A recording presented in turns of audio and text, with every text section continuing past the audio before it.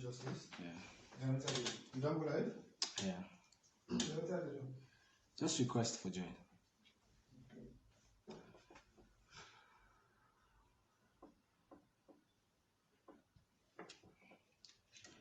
Okay.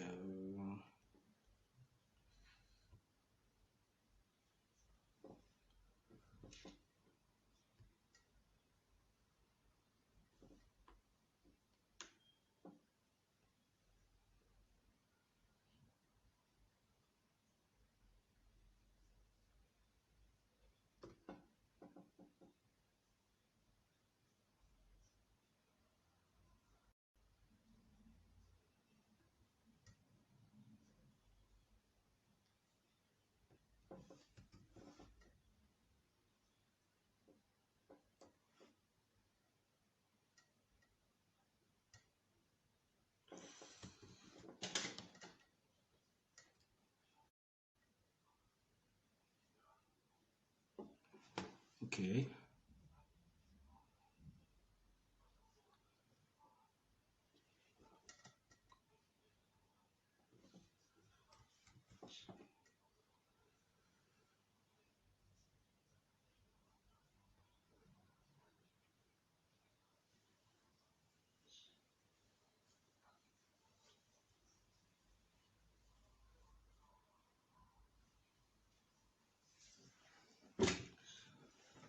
How do I request?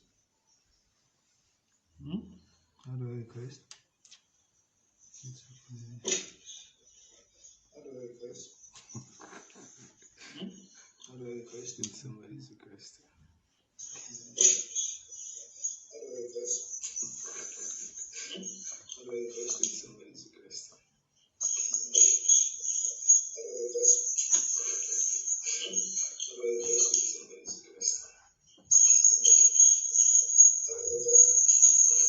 My best, yeah. How do I request? Somebody's request.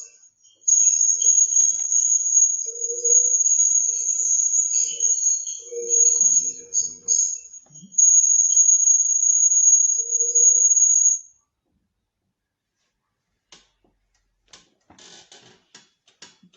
Okay. Pause requested.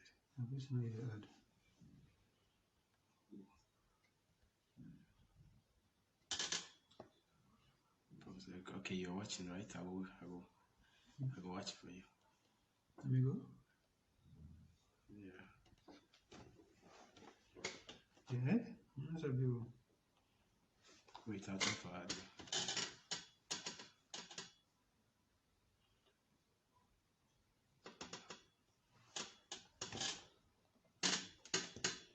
Okay. Yeah.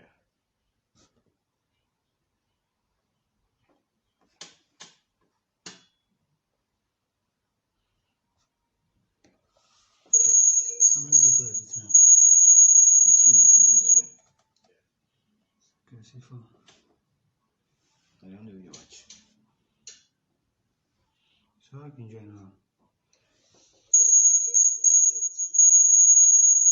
Request.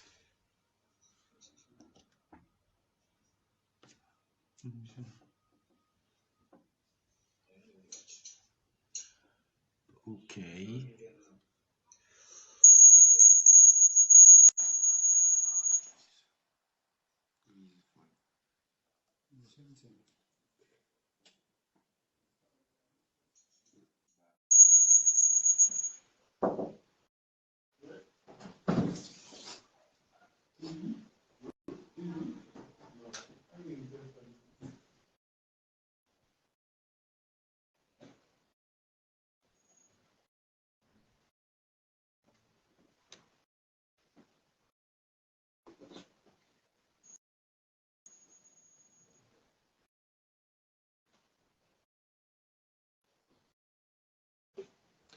Bowser, what is happening?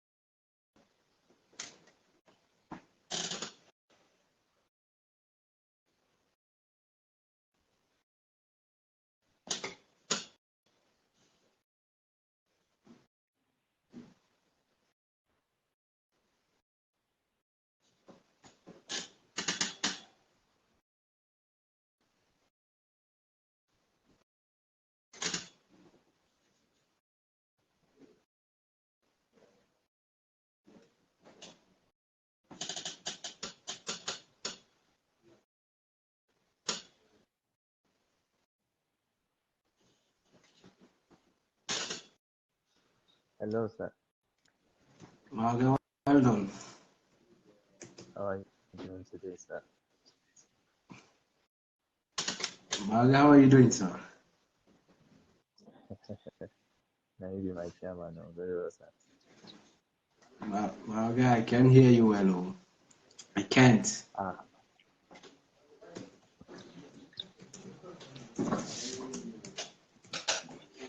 Musty. I can't hear you. I can't hear you well. Maybe it's mic. Okay, just 1 minute. Let me try this. Okay. Okay.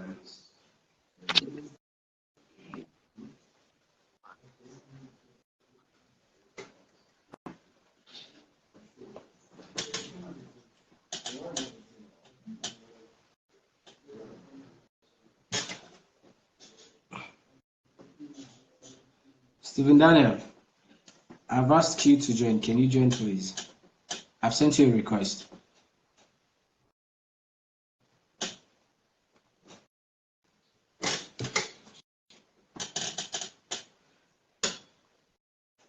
All right. I think Mohammed Ali Ba is also watching. Mr. Ba, do you have any questions for us?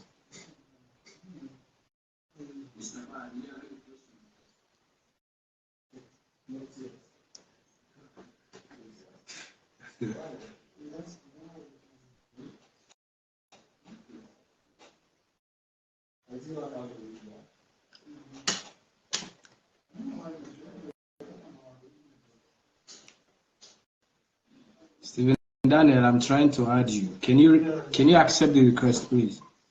Stephen Daniel, I'm trying to add you. Can you accept the request, please?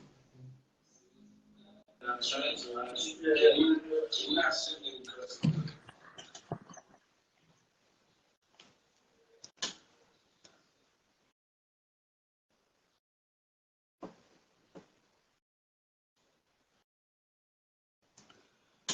Okay.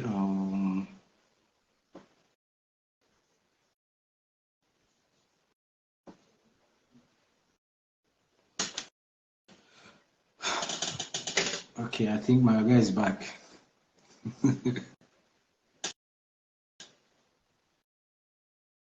My guy from the Republic of Nigeria. Can you speak now? Let's see whether we can hear you.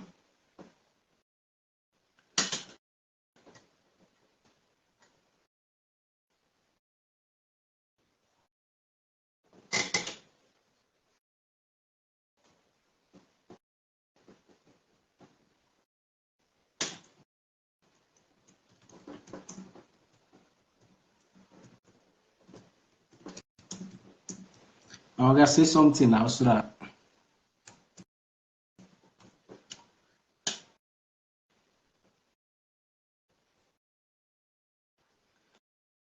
I can hear you, and I'm sure the audience can't as well.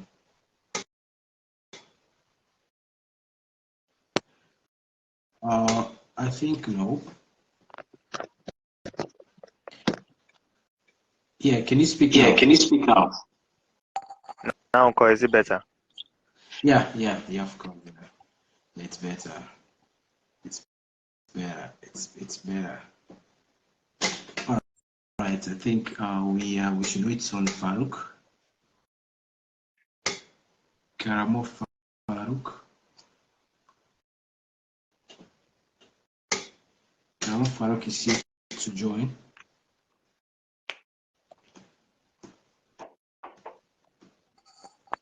So, my guy, you can hear me well, right? Yes, I can hear you definitely.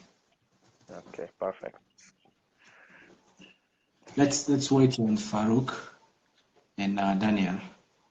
But please, if you have any. Okay, sir. Maraba Karaslar, Narcissus is from Mohammed Saliba. Mohammed Saliba, how are you doing? We do speak English, please. We don't speak Turkish except for my guy here. Maga, do you speak Turkish?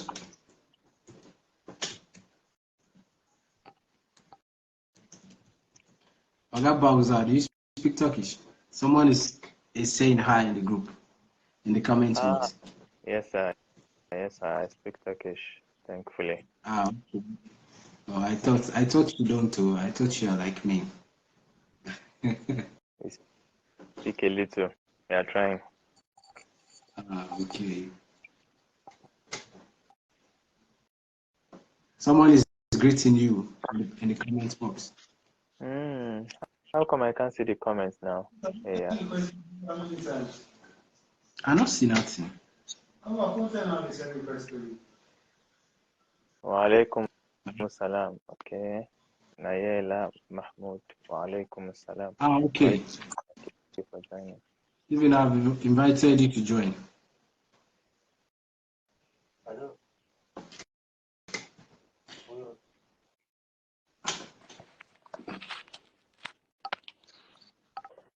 Someone is asking whether they actually read their recommendation letters and verify them. Daniel, welcome. Hello, guys. Oga Bauza, I think that question is for you.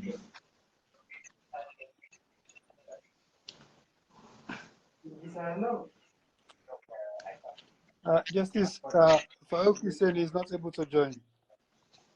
Okay. Farouk. Check Oga Bauza, someone asked a question in the group, in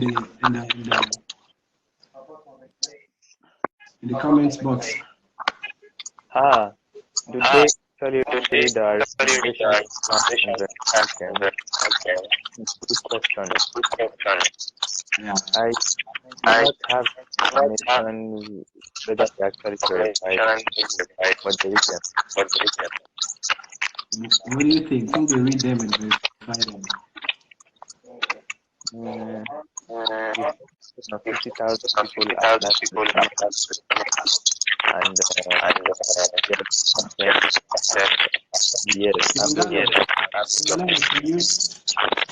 that means maybe or more we just verify Daniel, can you mute your mic?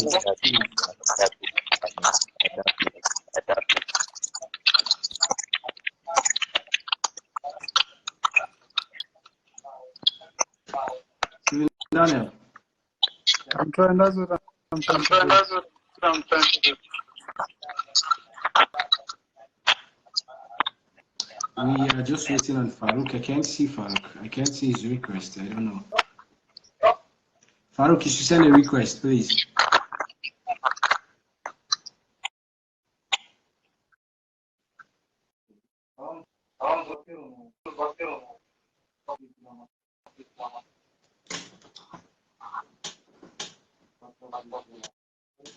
Okay. Someone is saying that they can't get us.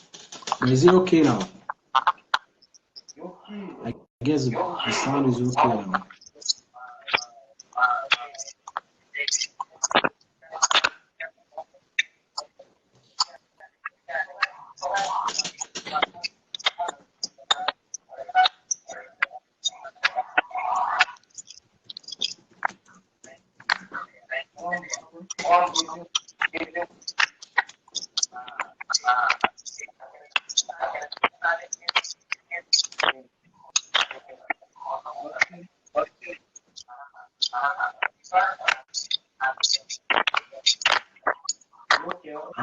Mohamed Yaro, congratulations on submitting your applications.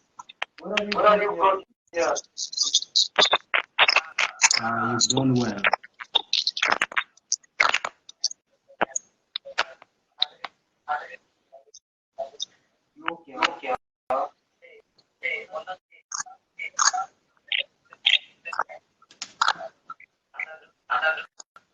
Also, you have a comment. There's a comment there for you.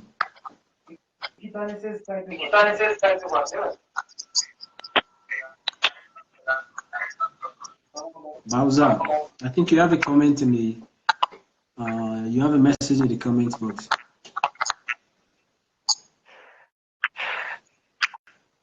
Brother Muhammad, I am sorry. It is not that I am not able to keep up. How to respond to at least few messages every week. There's little you can do when the message will got another question, and then another question will come, then it becomes a discussion, and then something to go. That's why I'm going to organize and to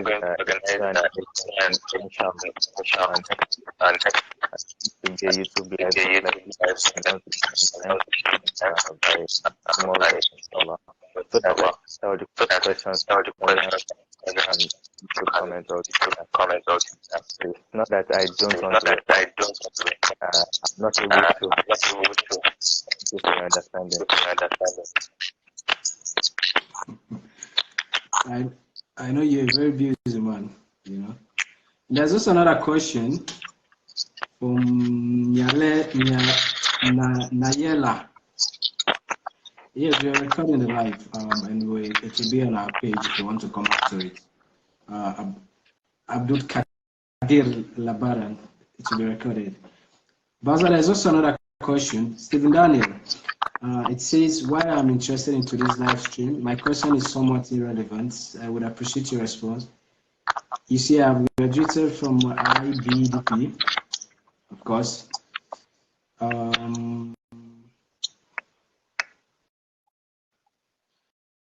We are still waiting on Farouk to complete, guys.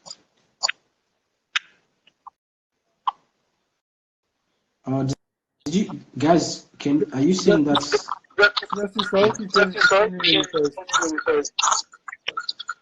I can't find any request from Farouk.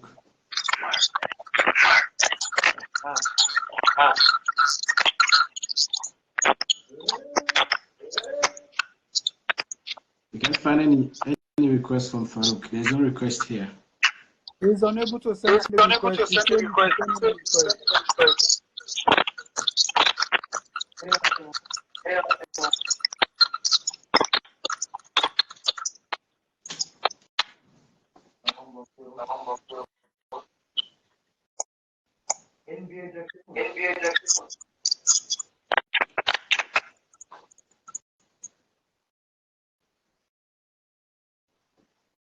Really, is my mic?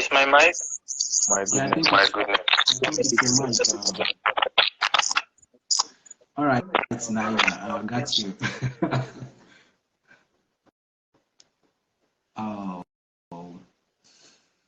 sorry guys. Farouk is still unable to be with us.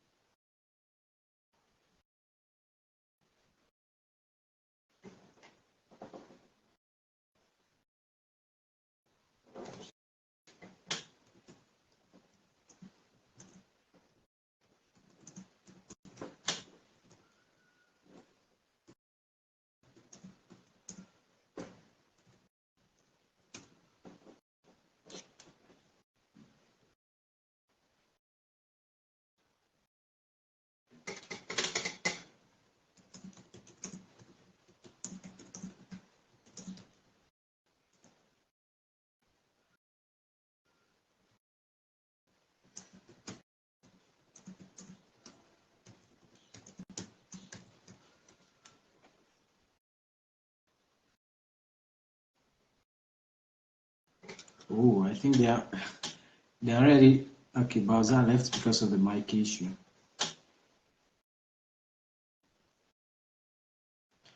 We are still waiting on Farouk. Farouk is unable to join. I don't know why.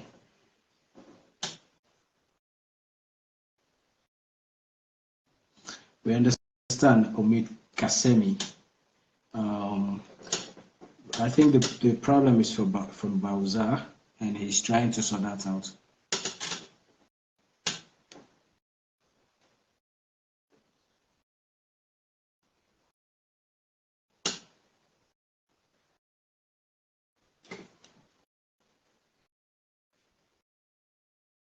But I guess you can You are getting us clearly, Stephen Daniel and I.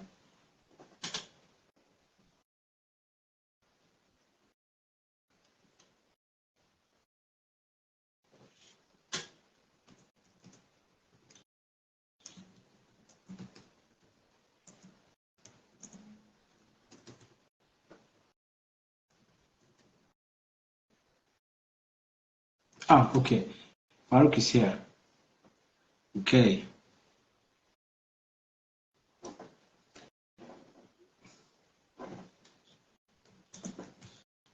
Karamo Farouk is here.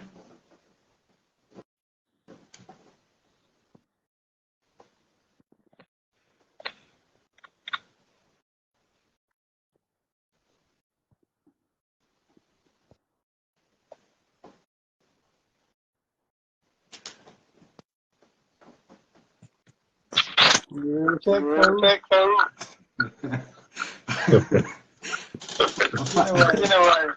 Finally, the professor is here. Finally, the professor is here. The professor of Travabiru.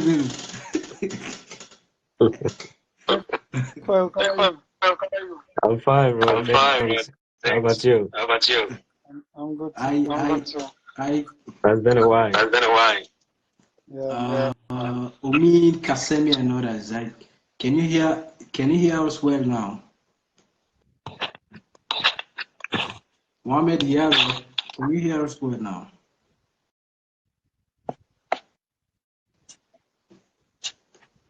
Oh, Ujam is here. Maga is here. Maga, can you speak now? Let us hear you. Let us see whether your mic is working properly. Oh, okay, all right, no problem. I think we should just start right away, and it's already 23 minutes gone. Professor Farouk, welcome. Thank you. All right, welcome, my Oga. Welcome, Stephen Daniel. So first of all, I want to say thank you for coming to share your experience and your guide with the audience, and especially those who are applying for the Turkish government scholarships. You know, I won't be able to pay you guys, so all I can say is thanks. And I'm sure they will learn a lot from you guys. You know, so basically, our main purpose here is to share our experience with the audience, the applicants, those who are applying for the Turkish government scholarship 2024, and with regards the intent letter and research proposal. I think these are the two key areas, you know, people find difficult, you know, because all the other things you can do it yourself, but writing your research proposal for masters and PhD students, as well as writing your intent letter, can be very difficult. So, and in fact, to the intent letter, a lot of people have this confusion whether it should be in the form of a letter or it should be in the form of just an essay or something like that. So basically, we are going to do it in the question format. I will drop the questions and you guys will share your knowledge on it. And then after that, we will have a Q&A session. Of course, we'll respond to the questions in the comments. And I want us to do this within an hour. You know, so first of all, let me introduce you guys. Bowser here on the right, on the bottom right, is a student, Hajitepe, right, from Hajitepe University. He's a bachelor student. He got the Turkish government scholarship in 2019. Should I say 2019, Bowser? And he has been studying here ever since. And he actually has a YouTube page, you know, with a massive number of followings. He has more than 10,000 followers. and his page is about scholarship and studying abroad. You know, he talks about these things. So if you want to learn more about studying abroad, especially through international, fully funded international scholarship, you should follow Bowser on his YouTube page, Bowser Zakaria. Just type Bowser Zakaria to come up, you know. And Stephen Daniel, at the top, you know, top right corner, is also a Turkish government scholarship awardee. He was awarded Turkish government scholarship in 2022, and he's studying at Gazi University currently. And our professor here who came last, his name is Karamo Farukone. He has finished his studies here in Turkey. He's currently in Canada. He was also awarded the Turkish government scholarship to study in Turkey. He came, he studied, he finished, And so these guys are actually well versed when it comes to Turkish government scholarship applications. I don't know if you guys are hearing us. Can you hear us well now? Because the essence of doing this live is for you guys to learn, So basically, the first question I want to start with, I want us to start with the letter of intent. So first of all, do you think the letter of intent should be written in a letter format, or it should be written just as an essay? Guys, you have less than 1 minute to respond to this question. Bowser, Bowser, you want to go first? All right, Sam. Questions, because we get it. Here's what I tell students. It's not important. Okay. The letter format. Or the admission committee. And then that's those I do those ones. Okay, this is where I want to. My department. The questions. Intent requires right you to answer questions. 1,000 characters. It approximately 500 words. By the time you write dear scholarship committee, I think you're already out of. Oh my goodness. Sorry, Zakaria voice has been we are hearing the echo, and the screen is also dark. I don't know if it's only from my side, but I'm not actually seeing him, and the voice is not clear as well. Yeah, I think it's the voice. I can see him though. I think his voice. But the screen is actually dark from my side. Okay. But I'm seeing you and Stephen clearly. I can see him, and his voice is not coming clear. Zakaria. Zakaria, can you? I've removed the earphones. Yeah, it's good now. It's But good. you can ask What about the audience, or maybe it's only from my side. If the audience are seeing clear and you can hear clear, then it's good. Yeah, I think you can continue, brother Zakaria.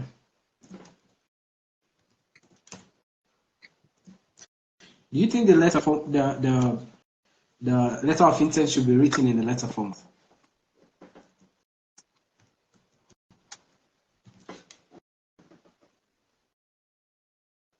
Zakaria, you were talking.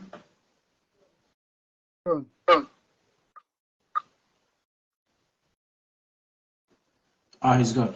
All right, I think Professor Farouk, you can respond to that. Taking into consideration the number of words that they're asking for applicants to write. I think what Brother Zakaria was trying to say, that he was trying to say he doesn't really think it should be written in the letter format, because they're asking for you to write within a very limited amount of words. So by the time you write dear scholarship committee, you've already used few words, So by the time you get to the actual thing, you've already exhausted your number of words. So Farouk, do you want to say something about that? Thank you for the question. Regarding the letter of intent, first of all, you have to look at the context of what they're asking you. Okay, they said letter of intent. So firstly, they said letter. So it will be in a form of letter, but like you said previously, you don't have to stress on the introduction aspect that will take most of the time because they ask you on 500 words. So by the time you finish writing their scholarship committee, I read this letter is going to meet you in good condition, blah blah blah. So you have to go straight to the point form. You have to be very direct in writing your letter of intent because they are asking you your academic and social experiences relating to your education background, your reason for choosing Turkey for study, and the importance of your future plans for education and scholarship in Turkey. So what does that mean? Firstly, you need to tell them your academic background, the high school. If you are applying for undergraduate, so you have to tell them your high school background, and you have to include the grades that you score from high school, and you also have to tell them the reason that you are choosing Turkey, and also the reason you are choosing this scholarship. So there are so many reasons that you might give, but they are looking at the key point. There are some key words that you need to include when you are writing your letter of intent, that will make your application very attractive.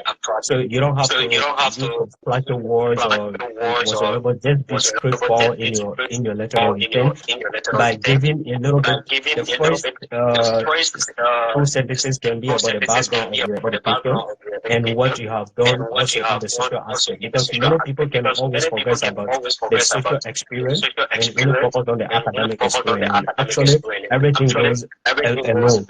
So what does someone may ask, what is the social experience that you guys are talking about? The social experience is about the organization that an association that you are affiliating yourself with. Maybe it could be a campus-based organization, it could be community-based organization. So if you are serving in any position of those organizations, you can include and attach a certificate if you have obtained any certificate from this organization or association that you are affiliating yourself with.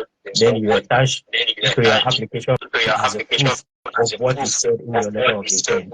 And then the next two sentences could be about why you like Turkey. So firstly, you need to start by praising the country. Like Turkey is a diverse country who is accepting people and who is also giving opportunity to the youth, regardless of your background or your religious beliefs and all of this stuff. So these are some of the words that they want to see. And the last few sentences will come along with the importance of the scholarship, how it is important, and we show them that you really deserve it and that you need it also, and your future plan should be about you coming back to your country after obtaining your degree, that you come back to your country and then make a contribution immensely towards the development of your country. That is where many people can make a mistake, because if you don't mention some of those words, they may feel like, okay, maybe after this guy studied, his intent is to stay in the country. But you have to vividly make it clear in your statement that you are only coming to Turkey solely to obtain a degree and then get back to your country. All right. Thank you very much, Farouk. So I think you've just given us a summary of the letter of intent, what goes into the letter of intent. But specifically, I think we should just break them down.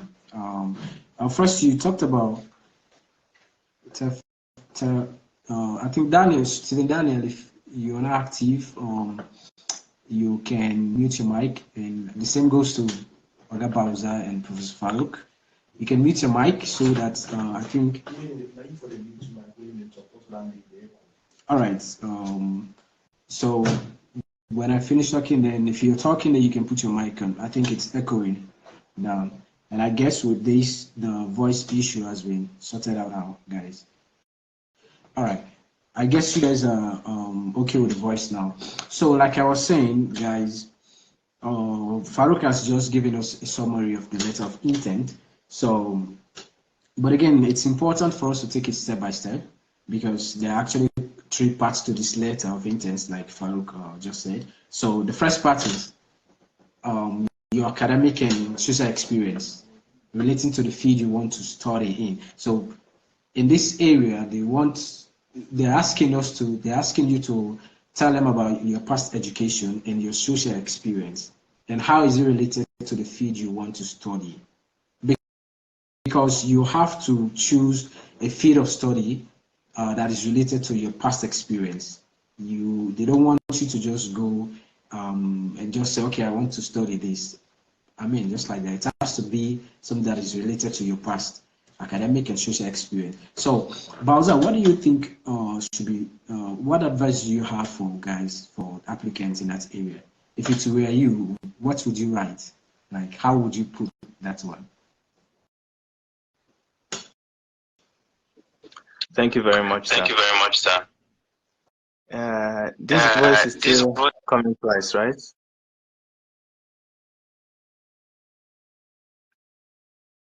Can you hear me twice? No, it's okay on my side. I don't know for you guys, for the audience.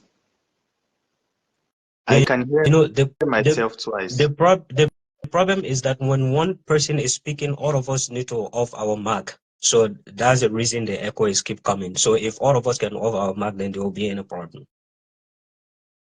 Okay, so it's perfect now. Okay, thank you very much. It's a good question, sir, honestly, and I really don't know how to put a direct answer to it, but let's start from here, honestly. So for the past few years, there are some students that I have got in contact with regarding. Sorry, Yoga Bowser, you have like a minute to answer that question. To respond to that question, okay? Okay, sir. Please. Okay, sir. Sure. Yes. So for the academic and social experience, of course, they want to hear, should I say, courses you have taken in school and how they relate to that ultimate goal. And social experience could be anything you've done outside school or within school, outside the classroom. So it could be some internship, it could be your hobbies, it could be a job you have taken up, or it could be some lessons you have attended, anything at all that relates to that ultimate dream you have. So when I tell people like this, I don't know, sometimes it feels as if it's still not clear on how to go about it. So I try to tell them to start from the ultimate goal. The problem people face usually in this part, this academic and social experience part, is about not knowing what that ultimate aim is. So for someone who wants to apply for, let's say, computer engineering, why they want to apply for that computer engineering, they really don't know. So it's difficult for them to even think of things they have done within the academic space and within the social space that relates to the reason for choosing computer engineering. So while the simple answer and short answer is to think of things you have done within school or outside the classroom, and outside school, the detailed answer is that you should also try to track back from that ultimate goal, that okay, maybe 10, 15, 20 years later, this is what I want to do. And then these are the steps I need to take to get there. And to do that, I need to study this course. Now, for me, the reason I want to study this course is so and so, because of this experience, because of this thing, because of this hobby, because of this experience or this job or that internship. And that way you can be able to write it. Thank you, sir. Sorry, I have just 1 minute. Steven Dalla, do you want to add something to that? Yeah. So like,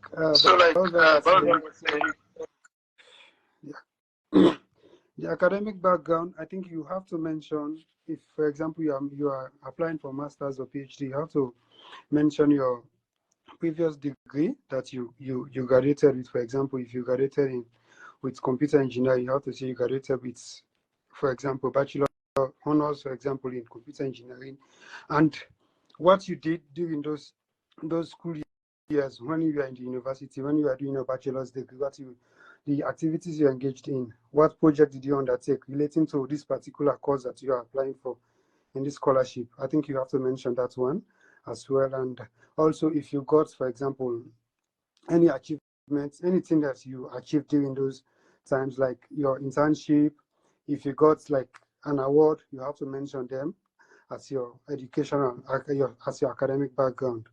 And also for your social experience, I think you have to talk about any extracurricular activities that you engaged in that is relevant to this particular scholarship that you are applying for. So for example, you are part of a club, a science club, for example, if you're applying for something related to science, if you are part of a science club also, you went for it. So whatever you did related to that to this particular course that you want to apply for, I think that's what you should discuss in this academic and social experience. Yeah, basically, I think what you guys have all said interrelated are basically the same thing. And the only thing I can add to that is I can just summarize what you guys have said. You have to talk about your previous education, as they have asked. It is straightforward. And your social experience. Tell us what you did. Okay, I studied Bachelor in Peace and Conflict Studies. Specifically, some of the courses that I studied are these and these. And this is how what I studied is related to what I am going to study. I want to study international relations. I want to study international security studies. And this is how the courses I did are related to what I'm going to study. And for the social aspect, just like everyone has said, I was part of the Bakasuma Community Development Organization, which was focused on promoting the rights of women, and also children. And I received an award because of my participation and my contribution to humanity and the community, and just package these things to tell them that this is how this social experience and this academic experience is related to this academic field that I want to study. So I think basically that is it. And then moving forward, the second part of the letter of intent, you are also asked to tell them the reason why you want to study in Turkey. In Turkey, it's now known as Turkey. Why do you want to study in Turkey? They want to know, apart from all the other countries, apart from the United States that everyone wants to go, Canada that everyone wants to go, the United Kingdom, Europe, why did you choose Turkey? Tell us. So, Professor Farouk, you have 1 minute to respond to that question. Okay, thank you very much. I think this question is crystal clear. Please off your mic. That's it. Please mute your mic. Okay. Stephen, please also mute your mic. All right, thank you. All right, regarding these questions, I think it's crystal clear. Why do you choose Turkey for study? As you stated, there are so many countries that people are always dreaming of, to go for study or, for living a better life like United States, UK, Canada, Australia, and so on. So they really want to know what, besides all those countries across the world, why do you choose Turkey? So why is Turkey so important to you? So in many cases, some people, applicants may have different reasons of why choosing Turkey, but I think to my own experience and what I've seen so far, it is very much important to mention some of the historicity of Turkey. So how Turkey has been one of the, powerful country in the world.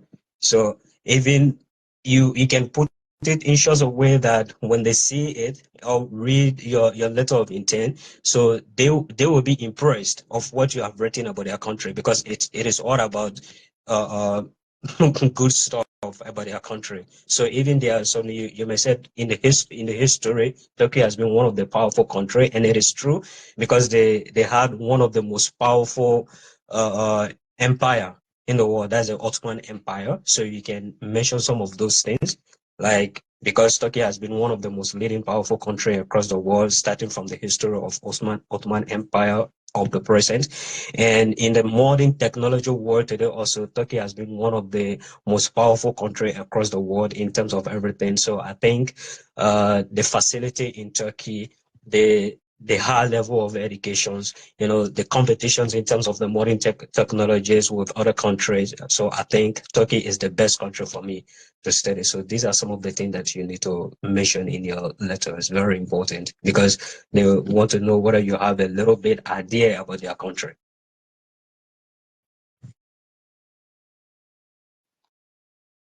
All right, Bowser, do you want to, if you ask this kind of question, what would you say? What is one key reason would you give? I think everything our professor said is 100% correct. The bottom line is they want to know what you know about the country. And when we say country, we mean things inside the country. So it's now upon everyone writing the letter of intent to think about what is unique in Turkey relating to their department. So is it fashion? What have you found in Turkey that caught your eye? Which university? That can be a good answer. Which professor? That can be a good answer.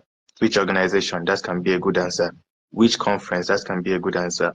So you look at what is going on in Turkey regarding your field that you are particularly interested in.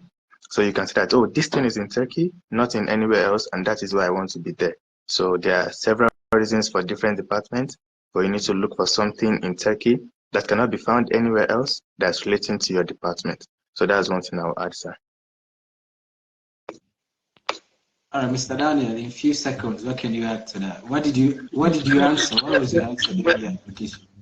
I think Sheikh Farouk and Mr. Baza has already spoken about everything. But what I can add is you also have to talk about the geographic location of Turkey.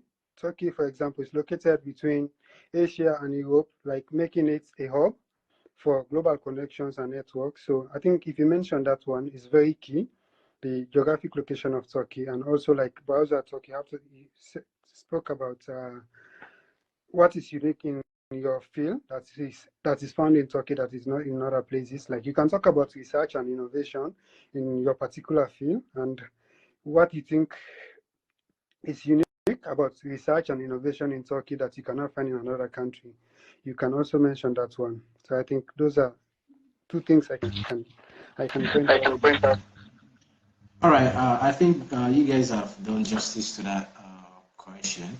And I think one thing I can also add is the culture.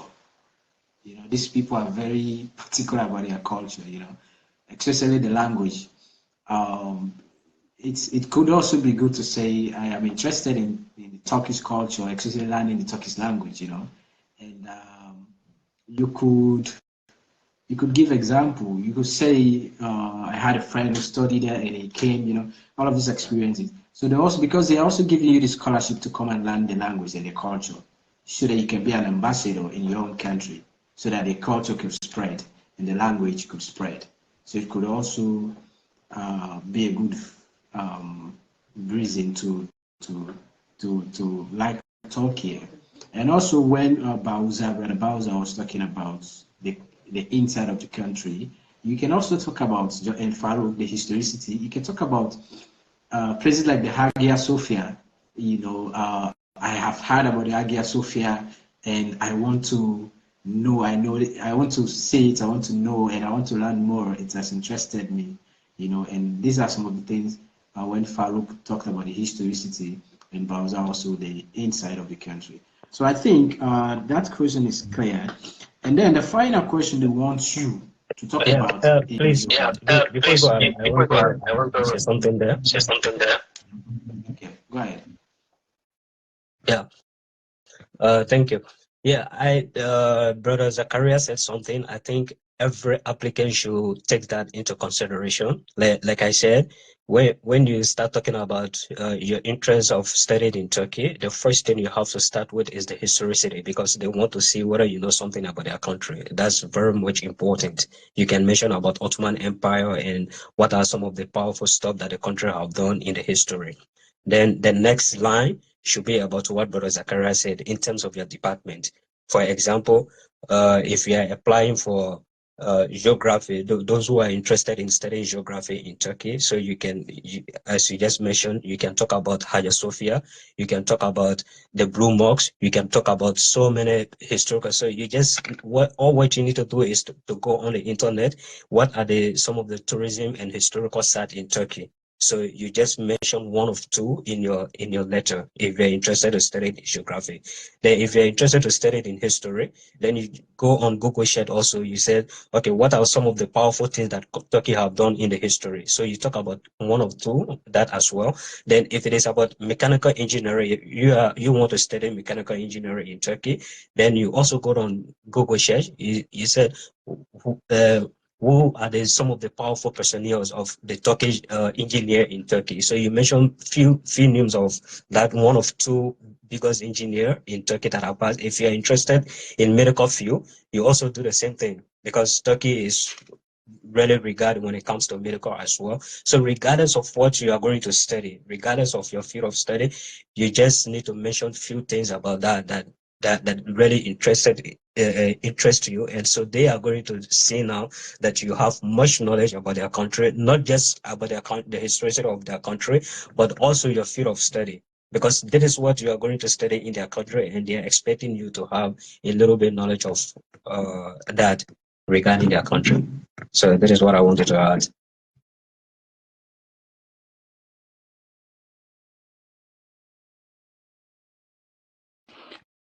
Justice, you are muted. Thank you very much. I think the last question they want you to answer in the intent letter is, the importance of your future plan for your education. How is this education you're going to have important, and the scholarship and the education you're going to have in Turkey important to achieving your future goal? How will they help you achieve your future goal? I don't know of any scholarship committee or any government that gives you scholarship just for the sake of giving scholarship. They want you, one of the key intention behind that is for you to develop your human capacity so that you can go back to your country and help your country or achieve your future goal. So your scholarship has to be something that should help you achieve your future goals, help you to contribute to the world or your country or your community. So, how would you answer this question, Brother Farouk? Well, thank you. I think this section is very crucial when it comes to the letter of intent. So you can read a very nice stuff about academic achievements. You can read a very nice stuff about your social experience. You can read a very nice stuff about why you choose Turkey for study, as we already mentioned. But when it comes to the future plans, it's very, very crucial for your applications. And I think that is where many people can make a mistake, and you will see that you are not selected for interview, or even if you are selected for interview, then they go and ask you about these same questions during your interview, and you don't give them a proper answer. Then at the end of the day, you will be declined by the scholarship committee. So what does it mean by your future plans? You already talk about Turkey, why you are interested in study. You already talk about your academic and your social experiences. Now they want to hear from you, what is your future plans? Like ahead of you, something that you have not done yet. So the first thing you have to mention is your short-term goal and your long-term goal when it comes to the future plan. So what will be your short-term goal is to get to Turkey and obtain your degree. So whether your study is going to last for 4 years or 5 years or 6 years, that should be your short-term goal. So your short-term goal, you have to mention in your letter that your short-term goal is to go to Turkey for study and obtain your degree, and your long-term goal is to come back to your country after your study, come back to your country and make a contribution. So you want to contribute immensely towards the development of your country. Let's say, for example, you are coming from a country where there's no electricity, even though there's electricity, but the electricity is not actually vibrant to the satisfaction of the entire population. So you want to go to Turkey to study electrical engineer. Then you said, okay, my long-term goal is after obtaining my electrical engineer course, I will come back to the country and then work in the field of electricity and then make my own contribution towards the development of electricity in my country. So it could be different to you if you are studying this social sciences courses, for example, international relations, economics, public administration. So you just have to mention, like, my country is very poor when it comes to public administration. There's no decentralization. There's no that one. So you talk about the lapses that the government is enduring in the country, and you talk about some of the massive suffering that the population is going, then you attach it to your department, because everything is actually circulating around your field of study. So whatsoever you are writing, it has to be related to your field of study. So it's very, very crucial. You don't have to, you have to mention that key word that after my program, I'm definitely coming back to my country to contribute. So that is exactly what they want to hear. I'm sorry to say this, but the scholarship committee, they really look into this, because I have spoke with a lot of them when I was in Turkey, and when I was serving as the president of the International Student Association. I had a lot of experience with them, and I used to put some of this question to them with a joke just for me to get their input. So even though you don't have the intention of coming back to your country, but on the paper, make sure you mention that that your short-term goal is to go to that country and obtain a degree, and your long-term goal is to come back to your country, contribute immensely, and to see the development of your country, and that will be your personal contribution. So it's very important. And then lastly, for the scholarship, you have to tell them that you are fully prepared for the scholarship, and you think you are not just one of the best for this scholarship, but you are the best among the rest of the applicants to obtain the scholarship, because you deserve it, and all of your grades can prove that, and you are fully prepared, both physically and mentally, to prove to defend your scholarship as well. Because despite you are very smart and you are very equipped when it comes to the academic knowledge, but unfortunately, where you are coming from, your family social background cannot allow you to attend some of the prestigious university in your country or other country. So that's why this scholarship is very much important for you. So these are some of the things that you need to mention. All right, Oga Bowser, what can you add to that? How would you write the last part of your intern letter? Honestly, after everything Brother Farouk has said, I don't think there's anything to add. It was a detailed response. Even if I had an answer, I think I'll switch to his method about starting with the short-term goal and then coming up after that with the long-term goal, particularly adding the point of returning to one's country and contributing to the development of the country. Now, in addition to that, a little bit addition, not an addition, but something to watch out for is that, guys, please keep in mind that a lot of people apply for this scholarship, and a lot of people write the same things in the letter of intent. So just for all the questions we've discussed today, a lot of people will write the same things like, okay, Turkey is this, Turkey is that, Turkey is nice. And for this question too, they write things like, I want to complete my degree and I want to go back to my country. But that is very vague. To an admissions committee, they have read that answer hundreds of times. So to them, it means nothing anymore. So you have to look for a way to write that in a more personal way, in a way that actually connects to that's your big dream, that's your big goal. So you may not exactly say, I want to come back to my country, but you may explain that big goal. Maybe it is saving lives, but how do you want to save lives? Maybe it's not by building hospitals, maybe it's by educating people more. So there's a way you have to connect it to that particular dream you have, and you write it in such a way that we can feel the sincerity in that. All right, because if you just write it plain that I want to do this and I want to come back, we just know that okay, they may know that you're not you don't have anything valuable.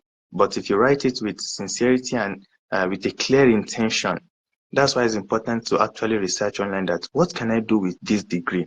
What are the things people have done? What are the great inventions people have done with so degree? Then you think about it and say, okay, now for me, this is what I want to do. Then you write that in when answering this question.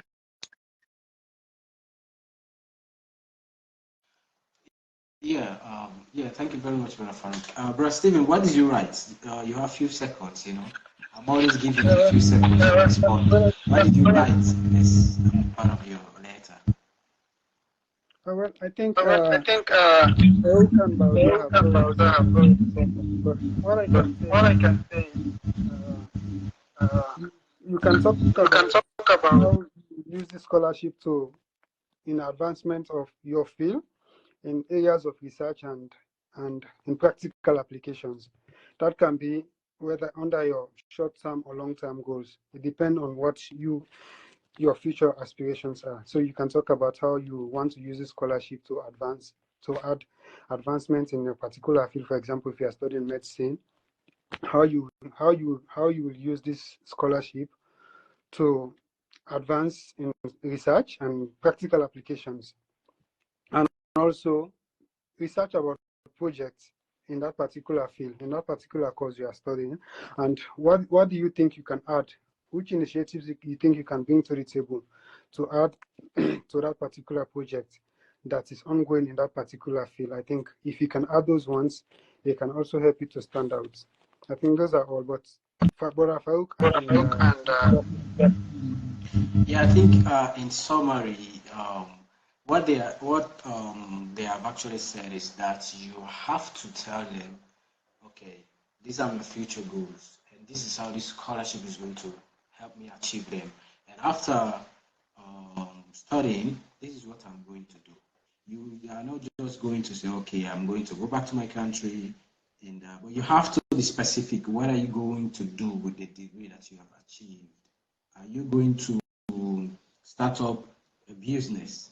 Are you going to start up an NGO to address housing inequality, or maybe human rights, or the rights of women, or the rights of children? You have to be specific. I think that's what everyone, in summary, that is what they are trying to drive at. So basically, I think we have exhausted the intent letter. We can briefly now go to the research proposal, because these are the key, the two key essays they want you to write.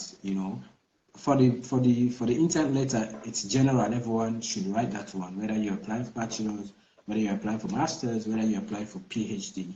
So for the research proposal, it's mainly for the master's applicant and the PhD applicant, and also those who are applying for research, be apart from the two aforementioned. So if you have your questions, any further questions, you can just drop them in the comment section. So after we finish talking about the research proposal, then we can respond to them. So briefly, Brother Farouk, one of the questions they ask you is for you to talk about. Of course, the first thing they ask you in the research proposal section is your topic, your research topic. This one, it has to be brief. What do you, we don't have to waste much time on this. What is your topic that you want to research on as a master's student?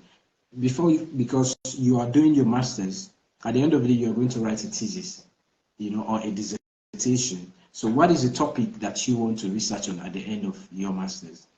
So that is the first section. But again, they will also ask you your research question. In your master's thesis, if you're doing a master's thesis, you have to answer a specific question.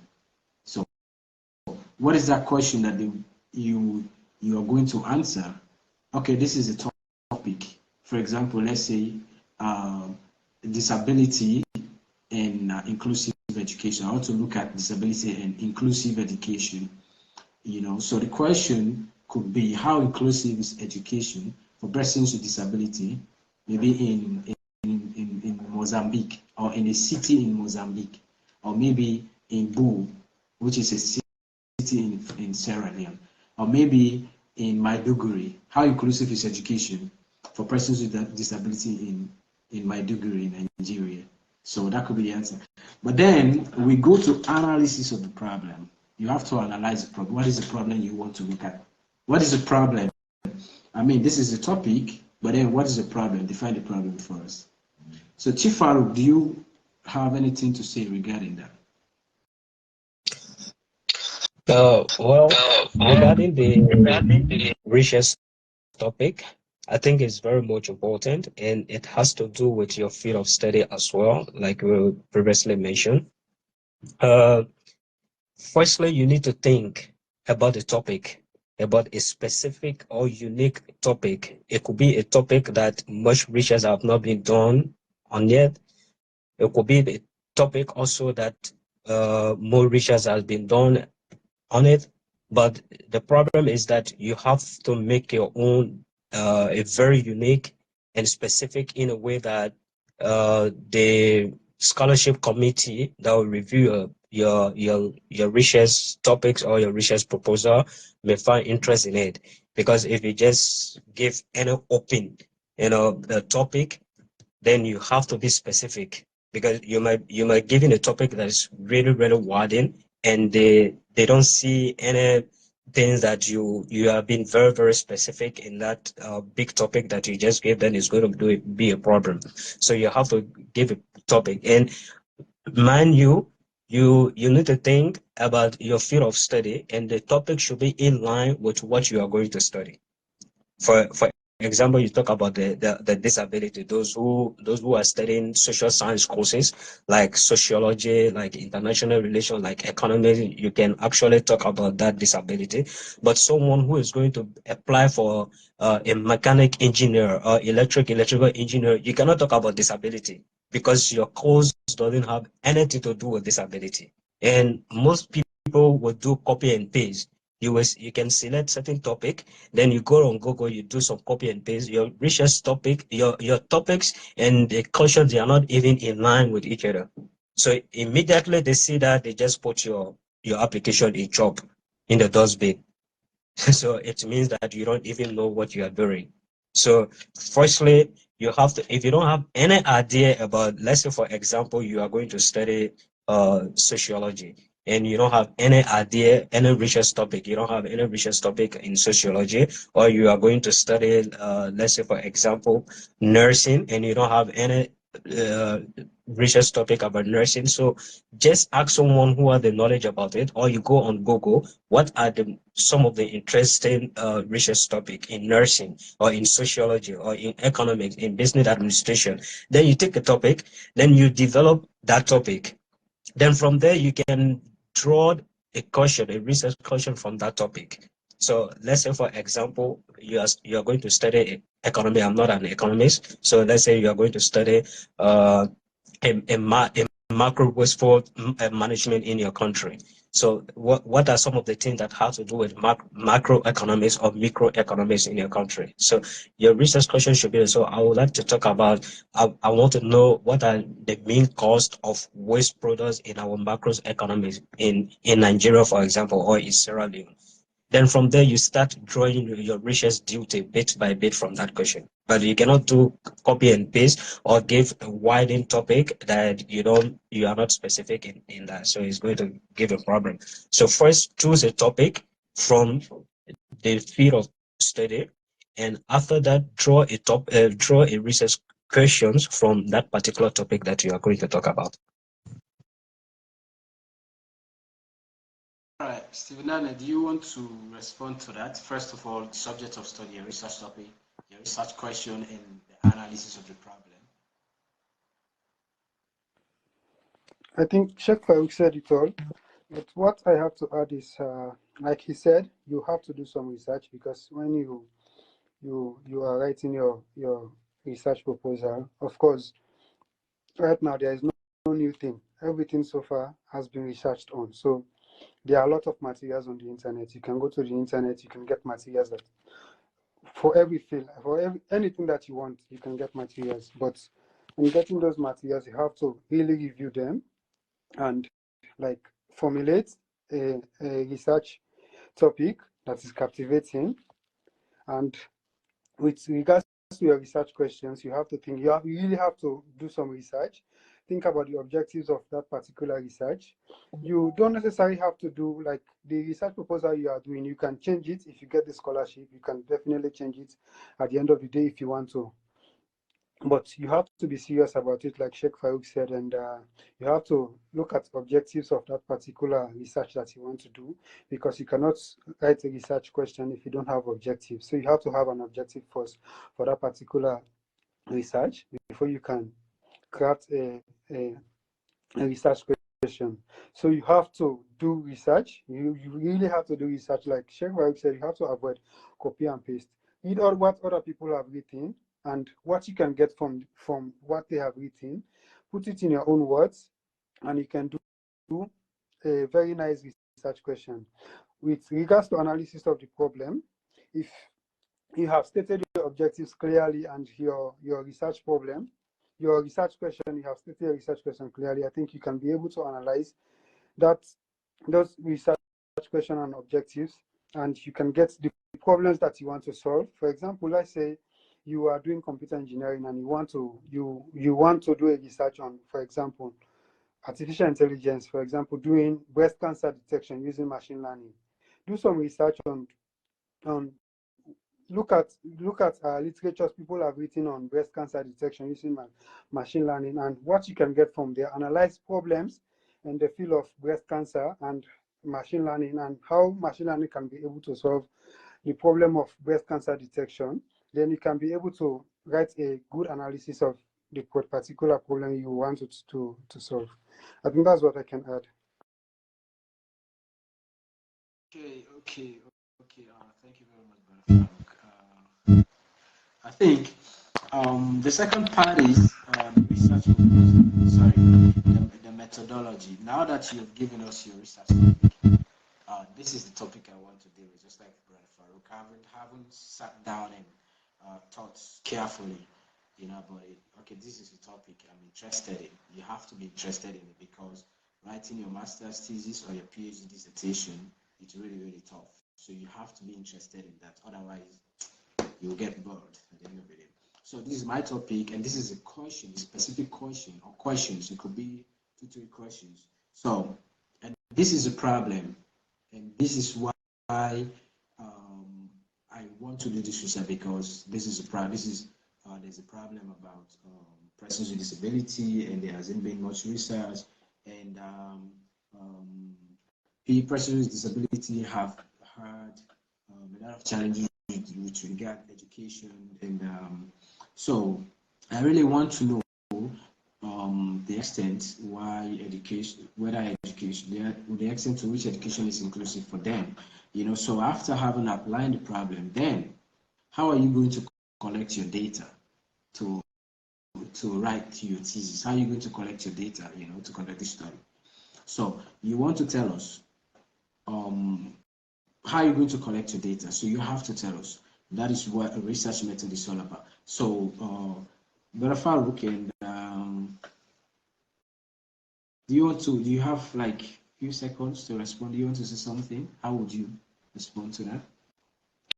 Yeah, regarding that, like you said, let's say you are going to talk about the disability or the disadvantaged people in your country, and you are going to study sociology. If you are going to study sociology, and the sociology is all about the society and the study of the society and the human behaviors.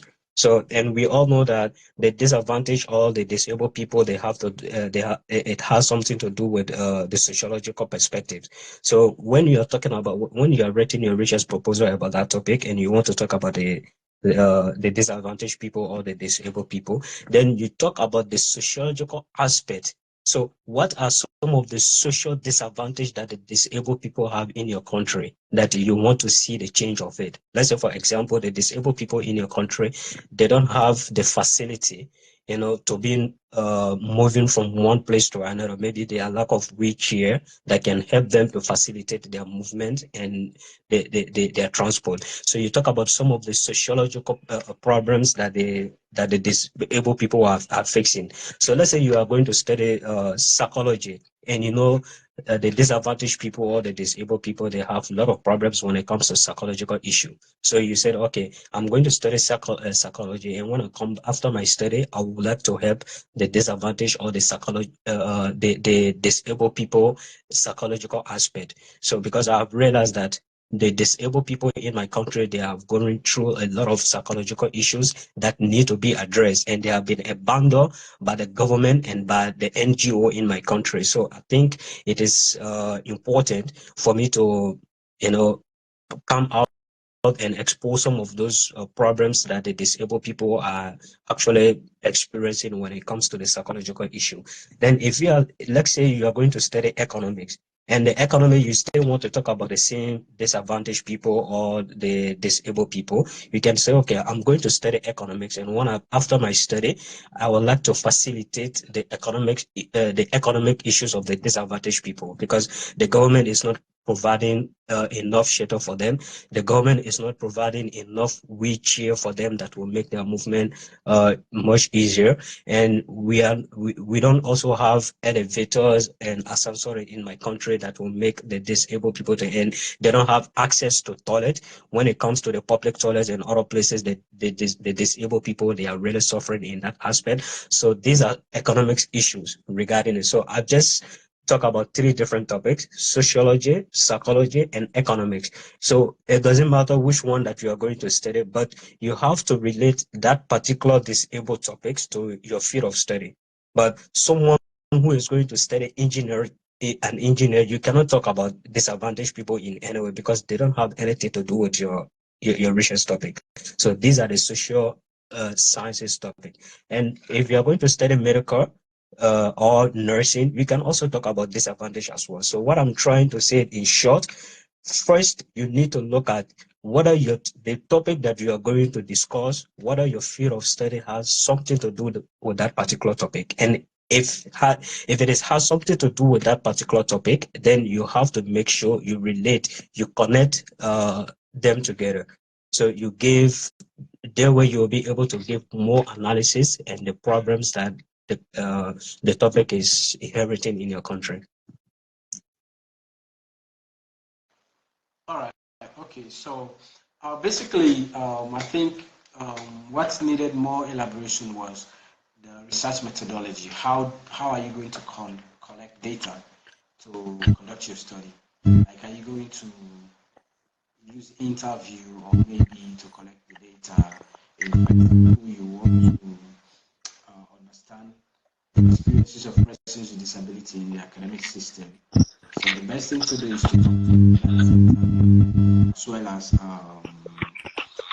maybe focus on discuss, to get them together, sit down and discuss to hear from them. Maybe you don't have time and people are busy. Are you going to write surveys?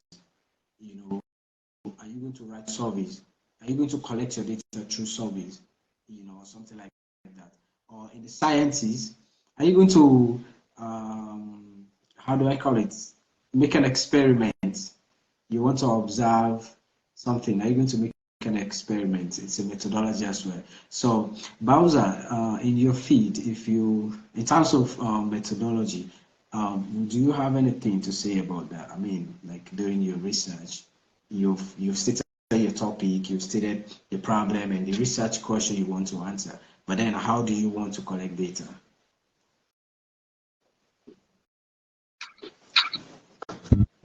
In my field specifically,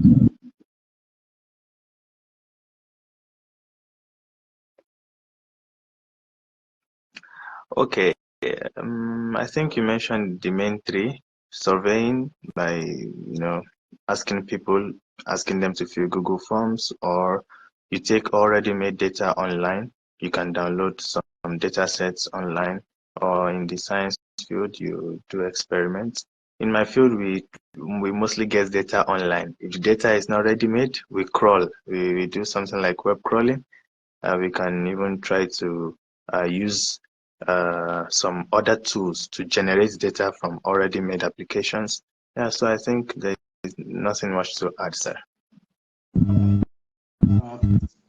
Brother Daniel, if you're conducting a research, let's say you're writing a research proposal for the Turkish government scholarship, and you have to write something under the methodology. What do you think they are talking about? They're asking you. You have 1 minute. Can you hear me? Can you hear me? Can you hear me?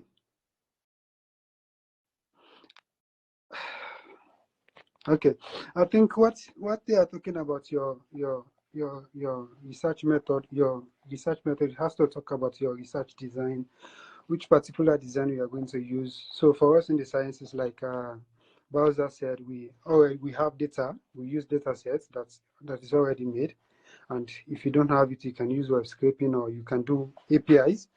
You can just develop an API to get data from the internet and from a particular organization or so to do whatever you want to do. But generally, I think they are talking about your research design. What methodology are you going to employ in carrying out your research? Like you guys mentioned in your areas, you have to talk about survey, you have to talk about interview and what you have to do. Then also, it's not only about those research designs that you have or your methodology. You also have to talk about justification. You have to justify that particular method that you chose to carry out your research. Why do you think this particular method, this particular design, or this particular method is appropriate for my research? You have to talk about it, and also you also have to anticipate challenges that you probably face during your this particular methodology that you have chosen. Which challenges that you face with interviewing, for example, or with your questionnaires, also, for example, or for us in our areas, which challenges do you think we can have collecting data or analyzing those data to get insights and make conclusion out of whatever we are researching on? I think those are things that you have to take into consideration. You have to talk about your research design, justification, and unforeseen challenges you encounter. With regards, center this around the research proposal, because the Turkish government research proposal, because that's the reason why we are here. They're asking you know, all of these sections. I think they have maximum number of words you should write. For example, research questions should not be above 15 words. You know, so you have to be economical with words. Analysis of a problem, it has to be maximum of 300 words. So research method, it has to be maximum 300 words as well. So you just like what Farouk said, brother Bowser and Stephen said, if you have to tell them the method you're going to. For example, if you want to talk about the experiences of women in post-conflict society, how are you going to collect data from them? Are you going to interview them? Are you going to give them questionnaire? You know, or are you going? Or if you want to know how to identify deepfake, you know, in the field of Brother Bowser, and are you going to conduct an experiment or what? So just tell them. They don't want you to just go and list all of these things. Tell them the specific one you're going to use and why you're going to use this method. I think that is a period. And then, so they also, in the research proposal, they also want you to answer the research question. You said that this is a question. You have said that this is a topic I want to research on, and this is a specific question I want to answer. And then this is the problem. This is the problem. This is why I'm trying to answer this question. And the research method, this is the method I'm going to use to gather data to answer this question. Now tell us what you think, even though you've not done the research. Tell us what you think the answer would be after you conduct your research. Just tell us. They just want you to know whether you really know what you're doing. So, Brother Farouk, what do you want to say with regards to that? Yeah, It's before like I, they're asking you to give before I, preliminary answer to the research sorry? question. sorry? They're asking that you give preliminary answer to the research question. Okay. Okay.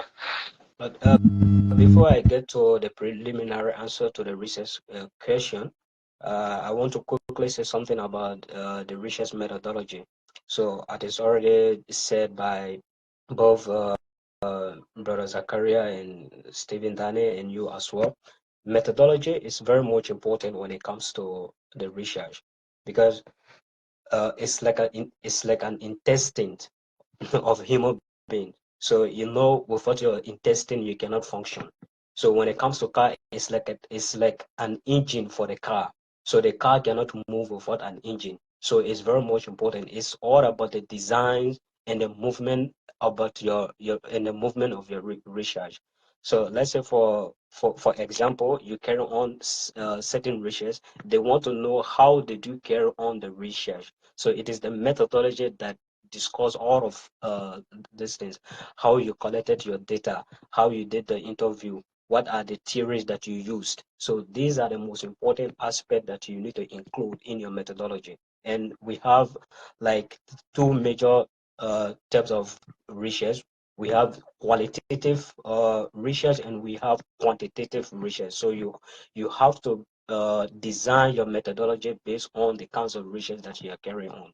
So we talk about the disabled people in our previous talk. So I want to get back to the same place also. So let's say you want to talk about the disabled in your country, and your research is all about well quantitative.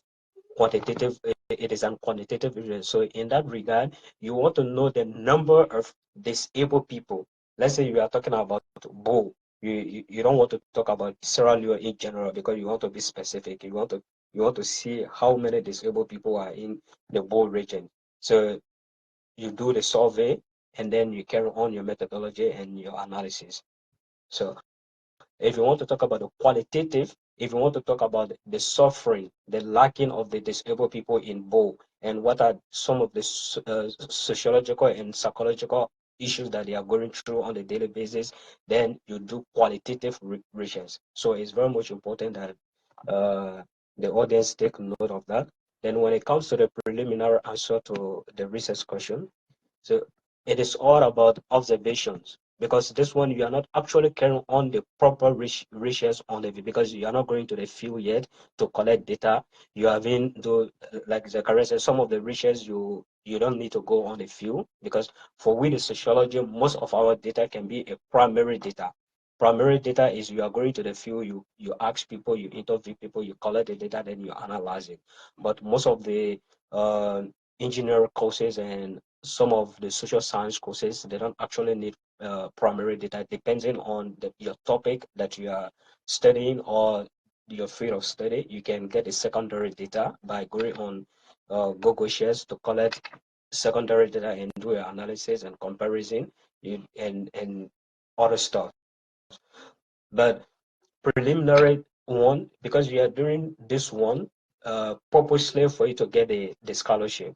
So they are expecting you to get at least a little bit knowledge about what is preliminary, what is an answer to your research questions. So let's say, for example, you sit down, you do an observations. Okay, so what are some of the problems that the disabled people are actually going through in this region, in Bo, for example? I'm just giving Bo as an example. So you say, okay, uh, one, they don't have enough. Most of the disabled people in the community, they don't have a wheelchair, to make their movement very smooth for them, and some of them they don't have enough fund to do some activities for them. There's no social activities for the disabled people because they are being abandoned by the government and some of the NGO. So these are some of the things that you can mention in your preliminary research question. They are expecting you to give some of the answers of the question that you already put in place in your research. So in short, you can give so many reasons why the disabled people are suffering. Not only about disabled people, we are just giving disabled because someone may think that you after this you are only going to read about disabled people. No, We are just giving this as an example. So you have to be careful when you are writing your your research proposal. It has to do with your department and with your field of study. This particular one is just an example given to you. So you have to sit down and observe, even though you didn't carry on any data collection, you didn't go on the field, you didn't do any secondary data collection to analyze your data and give answers. You can just observe the topic that you want to discuss about. So you observe, or you go on internet, you share what are some of the answers to these questions. Then you frame it and put it in your own words. So that is what they call preliminary answer to your research question. And you might see it at least 75 words or maximum 300 words. And you have to understand that words are different from characters. So when you are writing on Google, maybe you can there's a place on the Word, Microsoft Word, that you can see the numbers of the words, how many words you have written so far. And if it is a characters, you also see how many characters that are in your sentences. So, or your paragraph. So you have to observe all of this thing. You don't have to go beyond what you have been asked for. So if they say 300 words, don't go beyond 300 words. So it should be 300 words exact or below, and it shouldn't be below 75 words. So you have to take these things into consideration. All right, Brother Farouk. I think basically, in summary, this is a question you said you want to answer. For example, you said, I want to answer my research. I want to answer this question: why are foreigners, or let's say, refugees suffering in let's say Liberia, refugees from Sierra Leone, Liberia? Why are they suffering? So tell us why they are suffering, even though you've not done the research yet. So just like Farouk said, sit down and think this, and this. And this is why they are suffering. Even though I've not done the research yet, this is why they are suffering. That's the preliminary answer. And this is what I think should be done. So in summary, I think that's just what the preliminary answer is talking about. And then the most important part. Justice, can I have to? Did you want to say something? Yes, I just want to add a word. Yeah, so like this preliminary answer to the research question, I think if you have written a research or you have written a thesis or dissertation before, it can be like a hypothesis of your particular research. Like what do you think is the outcome of this particular research you want to carry out? So think about it, and like you can say, this is my question, and I think at the end of the day, this is what I will achieve. I think that's what they are saying about. That's what they mean about by preliminary answer to the research question. It's like your hypothesis. What you think will be the outcome of your research.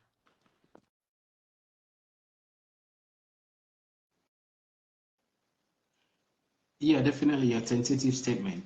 And then moving forward, since we don't have much time now left, it's significance of the academic contribution of this study. What is it? I mean, you're going to research on this topic.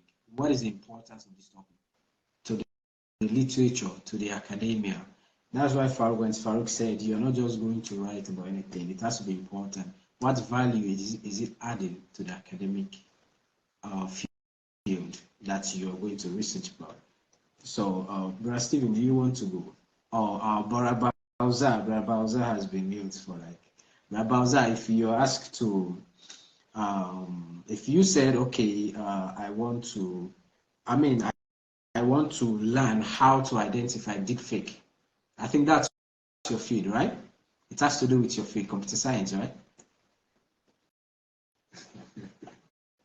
All right, so if you said in your research proposal initially that, okay, I want to study how do you identify deepfake, what do you think would be the importance of studying to identify deepfake to academia and the field generally? How would you answer that question?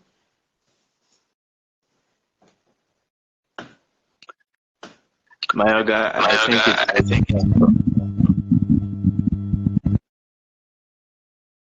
as I'm still an undergraduate, I think it will be better for my seniors in the house to answer better. Yeah, it will be better to receive guidance from them.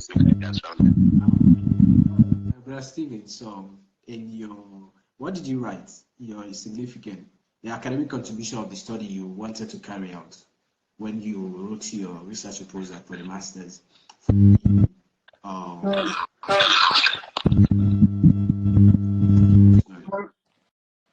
well, it's not only about, in most cases, it's not only about the academic contribution. It also has to do with what's your research, the contribution of the research to, for example, to society. For like in our field of study, like in our field of study, computer science or computer engineering. We are dealing with current format for the Burslari.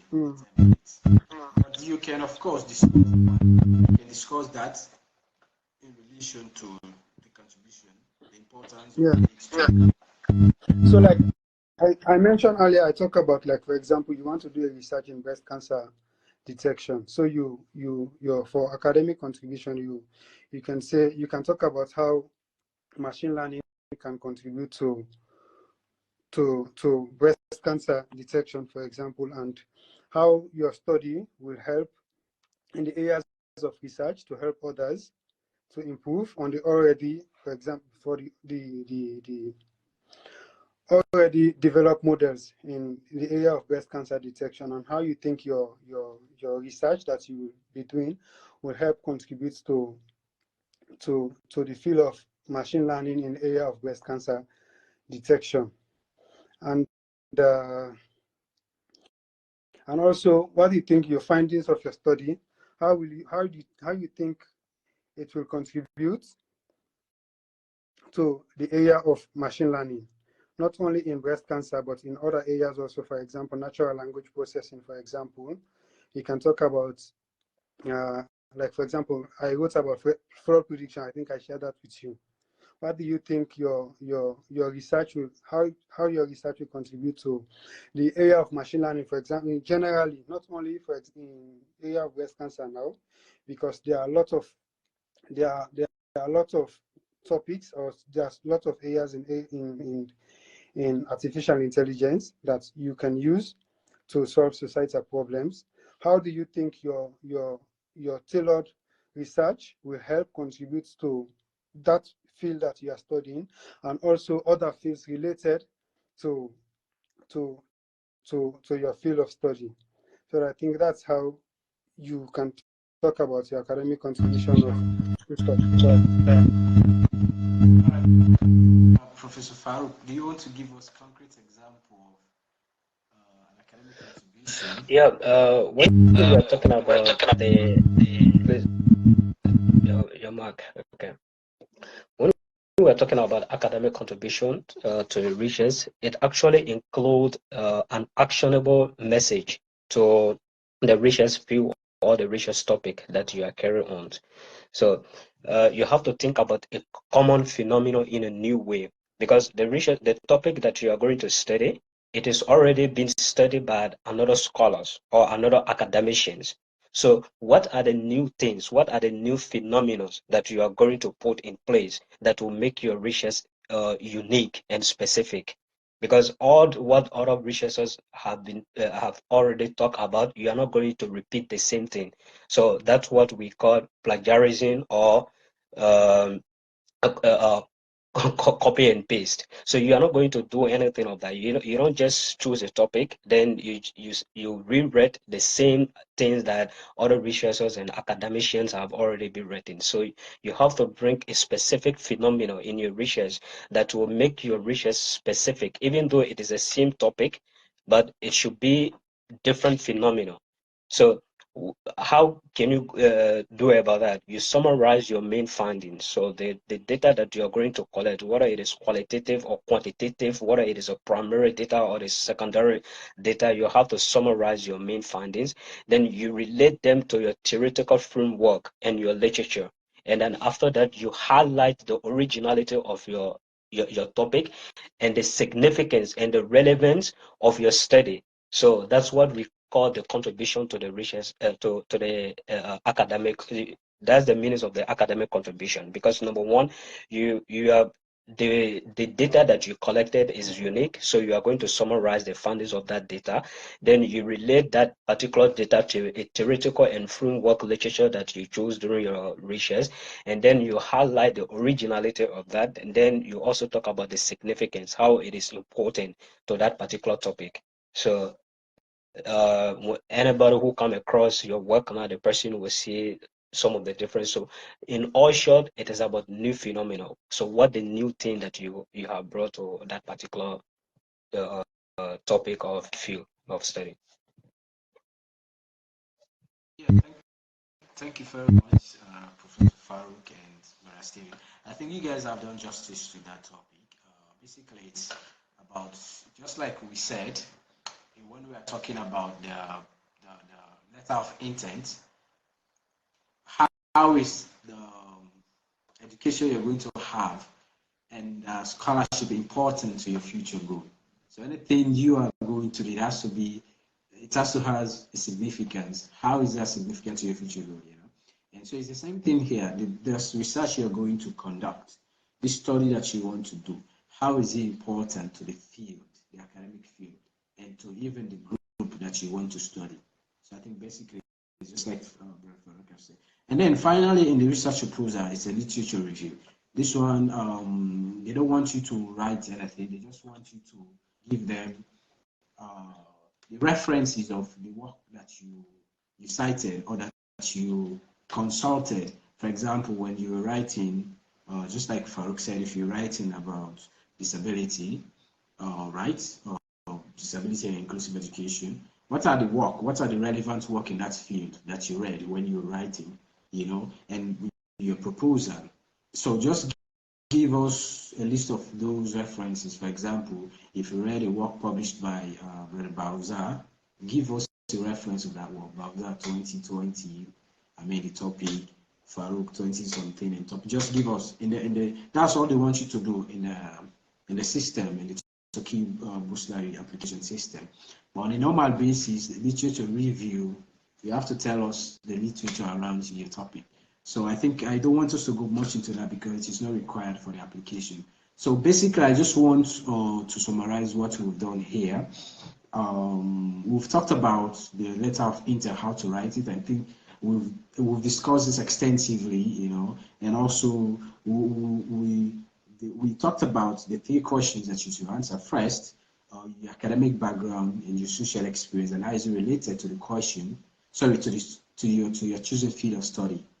For example, if you want to study international relations, how is what you studied in your bachelor's or your master's and your social experience, which is your extracurricular activities, your volunteering activity, your work activity, how is both of these related to what you want to study? And also, secondly, why did you choose Turkey for your studies? And then third, how is this study that you're going to have in Turkey important, and the scholarship important to your future goal? Why should they even give you this scholarship in the first place? That's the third part. And then we've talked about the literature, the research proposal for masters and PhD and those applying for research. So we talked about your topic. First, tell us the topic. Then, what is the specific question you want to answer in relation to this topic? And then, analyze the problem for us. What is the problem? And then, what method are you going to use to collect data for this study? And then, what are the preliminary answers?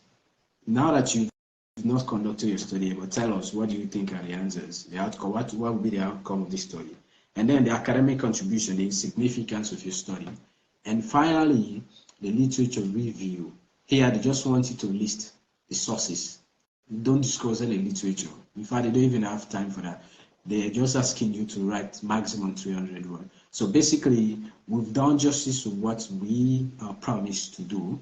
And then now we can, if the panelists the participants do not have anything to say, with regarding that. I would want us to go to certain questions and just respond to a few questions, and then we call it a night. Do you have anything to say, guys, before we go to the Q&A session? Yeah, just a word of advice. For the letter of intent, I think if you write a letter of intent, you should give it to probably a mentor or someone who is experienced to proofread it for you. Because it's not just about you writing, you might make mistakes, but if you have a mentor or someone who is experienced in that area, this particular, for example, the course you are applying for, to proofread your letter of intent, I think that one will help you a lot. And also, like you talk about referencing, you have to reference all the sources that you got, where you got your materials for your research proposal. I think that's what I want to add.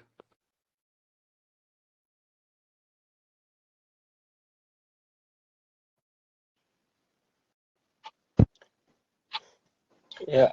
I want to add a few things about the literature review. Right. Yeah.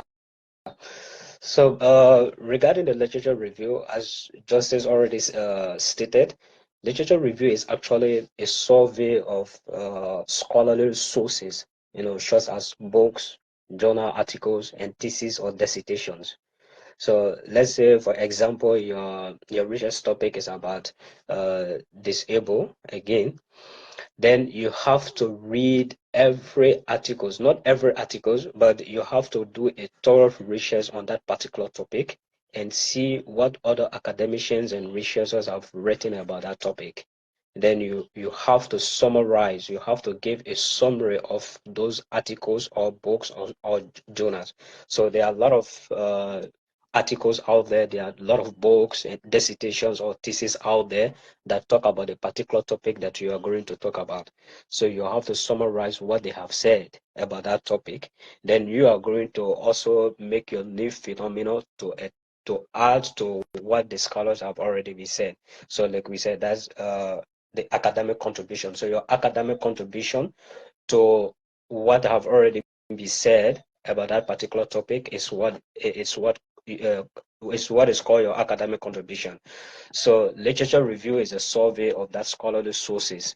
So it can be books, it can be articles, it can be dissertations.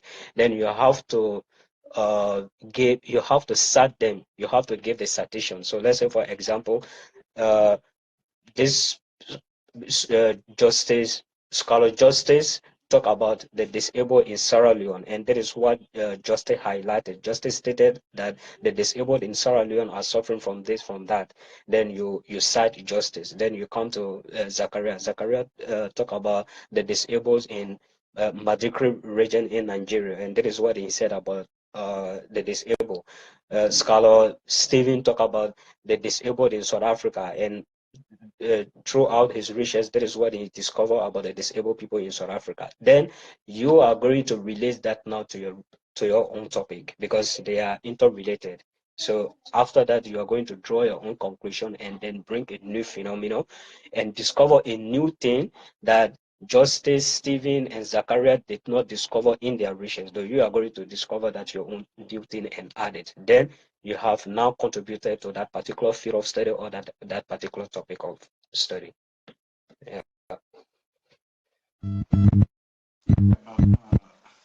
How about that? You have anything to say? Or we should just move ahead with the Q&A.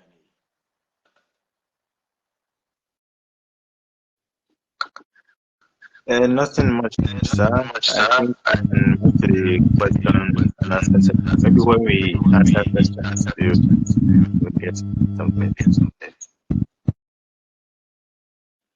And so basically, the last word on the research proposal, like Farouk said, you have to do the review. But for the Turkey Burslari, you just have to give the link of the scholars, the articles, the references of the scholars. That's just you have to do because it is clearly written there, So okay, so let's pick a few questions. One of the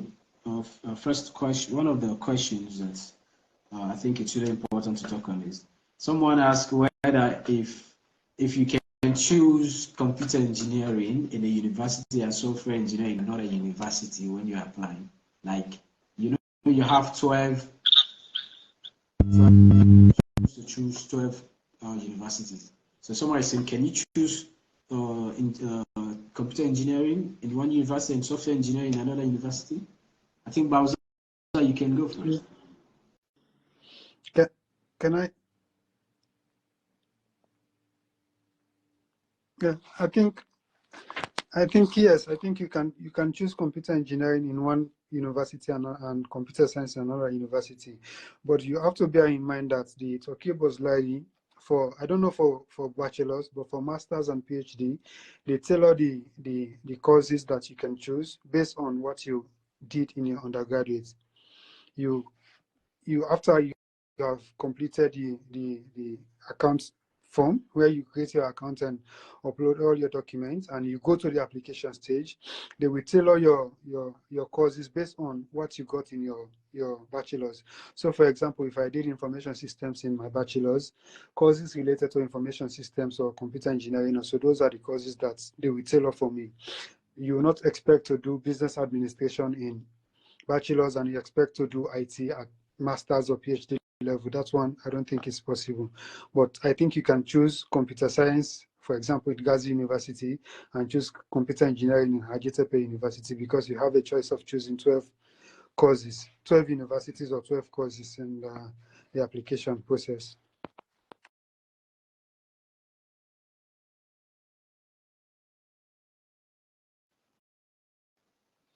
All right, Brother Bowser, you want to respond to that?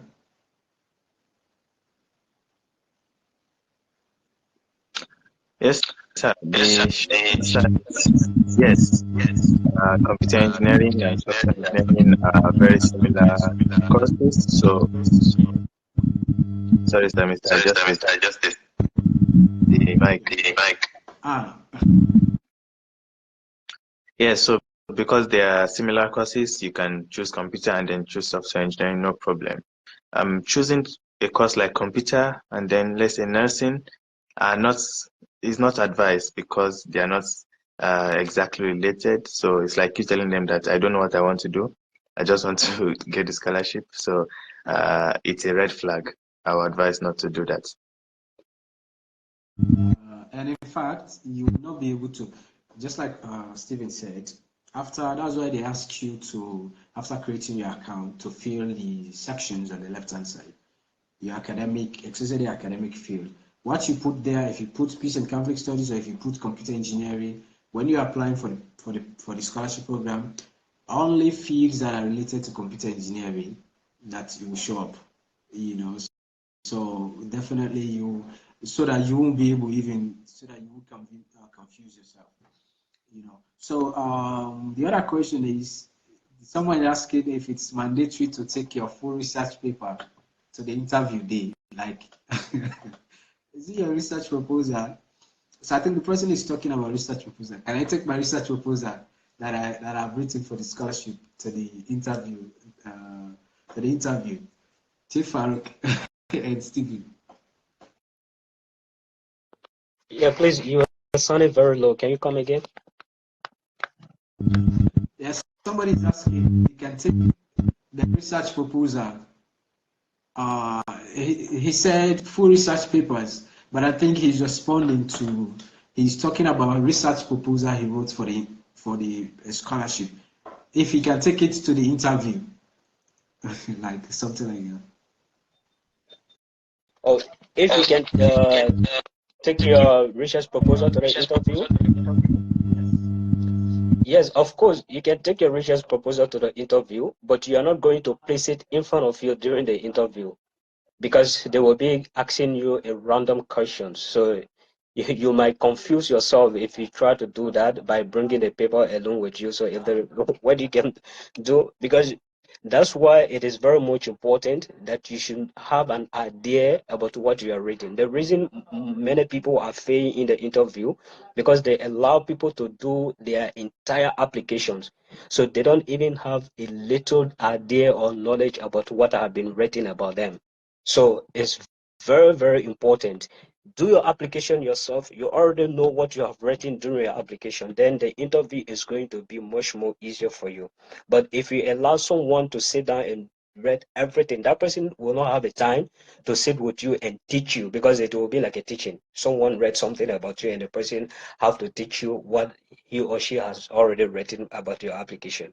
So even though you will allow someone, maybe you don't have a PC, you don't have a computer to read your then, or you don't have much knowledge about doing an application online on a PC, then you can allow someone, you can ask someone to do a favor for you, but make sure you are with the person to do it, so you have an idea about what have been written about your application. So if you are lucky enough to be selected for interview now, so you don't have to start taking people during memorization, start worrying, what am I going to say or whatever.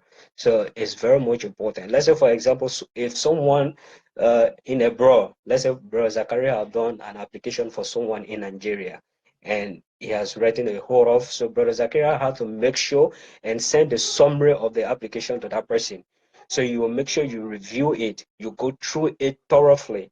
Then before the day of your application, you are already prepared. But if you allow Brother Zakaria to do an application and the brother did a fantastic work for you, and now they now call you for interview and the brother send you the review of your application, you didn't go through it because you are already confident that you have been selected, and then you were blundered during the interview. So a short answer is that you can take 3 people with you for interview, but they will not allow you to place any people in front of you. That when they ask you a question, then you look at the paper before you can answer. No. So that's what is important to know, that what you.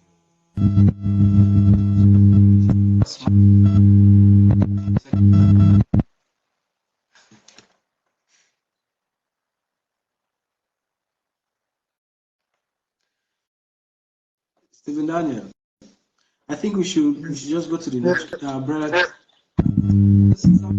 You guys that in a few seconds. Yeah, I think it's important you take your research proposal with you, but for me, I'm not saying in your case to be the same. I didn't have my research proposal with me when I went for the interview, and everybody asked me for it. But like Sheikh Farouk said, Justice, please, your mic.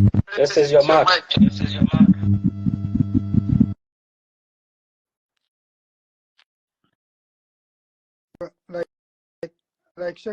Like Sheikh Farouk said, you have to know the content of your application, because most probably they will not even ask you about anything you wrote in your research proposal. I'm not saying they will not ask you. For me, in my case, they did not ask me about anything in my research proposal. The only question related to my application, they asked me about something I wrote about my hobby, about liking reading. So like they asked me if I've read any book recently. That's because I wrote reading as my hobby. But I'm not saying they will not ask you something related to what you applied for.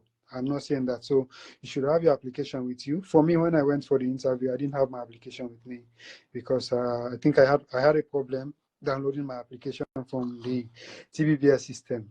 But I went there, I did my interview, and most of the questions they asked me were something related to my country generally, and something common knowledge questions that they asked me. The only thing related to my application, like I said, was if I read any book recently. That's because I wrote reading as my hobby. But you have to take your research proposal with you just in case they ask you for it. I think that one is it's clear now. So someone is saying there's a question here. There's a question for you,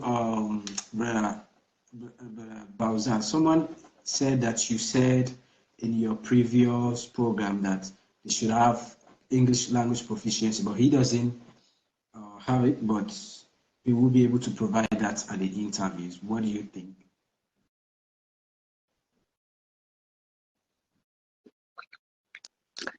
Okay, good question. He said he put Yidrin Beyazit as his first choice and Hajitepe, your university, as his second choice. So do you think he will be accepted without the English language certificate? He said he has strong academics and he was a schoolboy and he believed he will have his English language proficiency from his university. I mean, a letter that stating that English was his medium of instruction. So, do you think he'll be accepted without English language?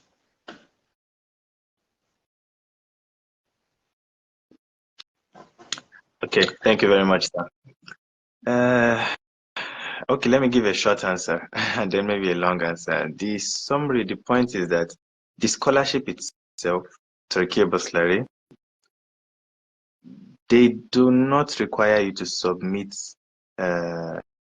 this English proficiency document. Part of the required documents for the scholarship, English proficiency is not there.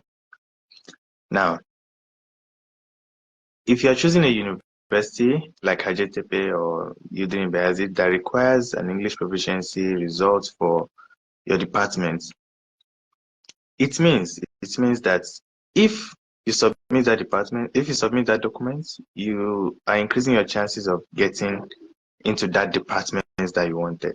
So how do I put it? Let's say Hacettepe will take 10 students into the department of, let's say, international relations, and international relations is in English. If 10 students apply for Turkey Burslari and they have good grades and they all submitted the English proficiency documents, that means Hacettepe can choose them if they all chose Hacettepe as their university choice. Now, the 11th person, even if the person is from an English-speaking country, but does not have the English proficiency documents and even has the best grades, unfortunately, Hacettepe may not choose that person. So there is no particular yes or no answer. I cannot give that because I've seen some students who did not submit this result and they got into a department taught in English. And I've seen people with good grades, even with the results, they still couldn't make it because there are people better than them. Yeah, so the point is, if you have it, try, apply. If you don't have it, no problem, submit your application, and I hope the best happens. I hope I answered your question. Yeah. Yeah, I would like to add few things to that question. Yeah, your mouth, please. Yeah, like Brother Zakaria said, he is definitely right. One thing people don't understand about those schools is that they take English proficiency certificate into in consideration. Is really, really in high regard for them. All the top universities in Turkey, Hacettepe University, Marmara Universities, Ankara University, Istanbul Technical University, and OTU University, the technical university in Ankara. So these are some of the top university, and they are fully in English. They are 100% in English. So even though your first year you are going to study Turkish as the government scholarship recipients, but if you are lucky enough to get into those university, all of your courses are going to be in English. So they are expecting you to have some level of English knowledge in terms of writing, speaking, and what have you. So they are expecting you to provide at least English proficiency certificate. So this is the problems that many people did, as Brother Zakaria said. They will give priority to those who have the certificate.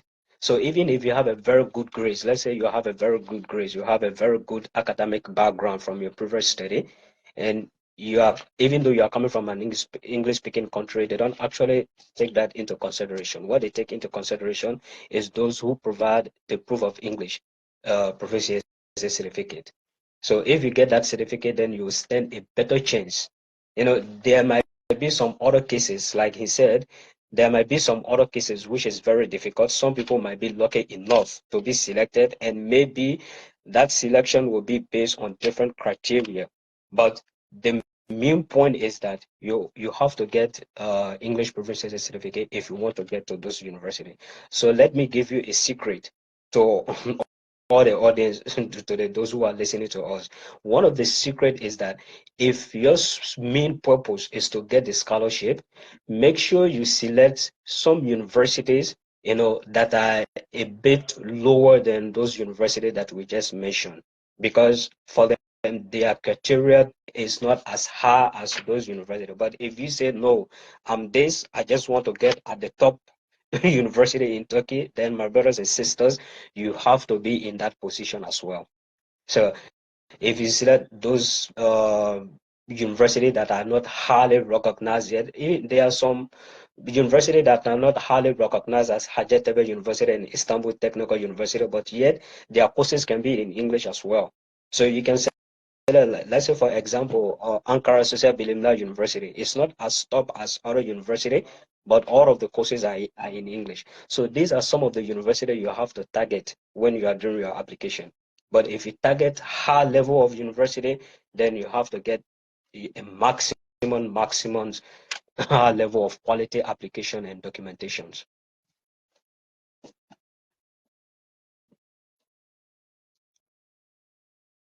All right, brother Farouk, thank you very much. I think in one of the interviews that I did for Turkish Government Scholarship, I applied for UTU, Otadu Technical University, Middle East Technical University, METU, and the criteria is you have to have English language certificate before you're accepted. Before now, Turkish Government Scholarship would accept you, and then when there's a time for your registration at the university, then the university will ask you, and then there will be problem, and you'll be like, oh, I didn't know. You understand? Because Turkish government because Turkish government actually, that's why they say it's the most comprehensive scholarship program. It gives you scholarship and it places you into academic program. You don't have to apply to academic program yourself. And so the problem they used to face is they accept students, but when they get to the university, they find out that the student do not even have some of these the certificate they're asking, for example, English language. So in the interview, the guy told me, if you apply for the policy of Metro or Middle East, is that Turkey Burslari scholarship student must have English language certificates at the period of application. Otherwise, Turkish government scholarship, and that was 2022, I'm telling you about last year, 2023, last year, so if you don't have it at the period of application, Turkish government scholarship is not even going to accept you for Middle East Technical. It was made very clear to me. And so that is very important. And then I think we can just respond to, there are so many questions we won't be able to respond to all because of time, And so one last, there are two we should, we can respond to two at most. So one is he says, if I don't have a specific, first of all, let's talk about it. Someone said, can I use ChatGPT to write my intern letter? And I guess we all know what AI ChatGPT is now. You just give it a prompt and it writes everything for you. So The answer is absolutely no. So what do you guys have to say?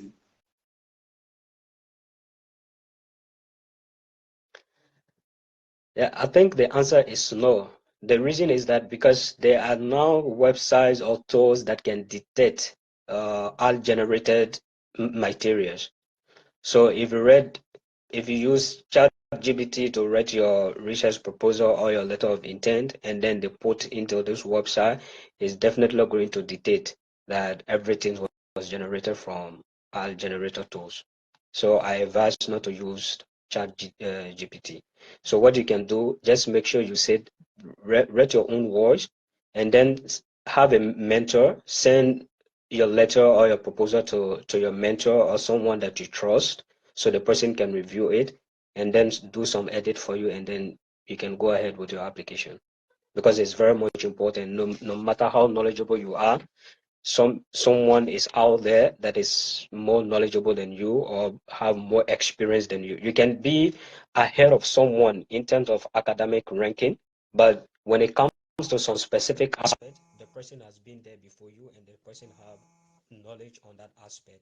So it doesn't matter whether the person is your subordinator or your your mentor. So just make sure you read your own words, send it to that person. The person will review that and then help you out instead of using ChatGPT, because it might make you to lose the competitions. Alright, so before we go forward, this platform earlier, before this, when the scholarship started, we sent out an information that we're willing to assist people with their applications. We did not say we are going to apply for them.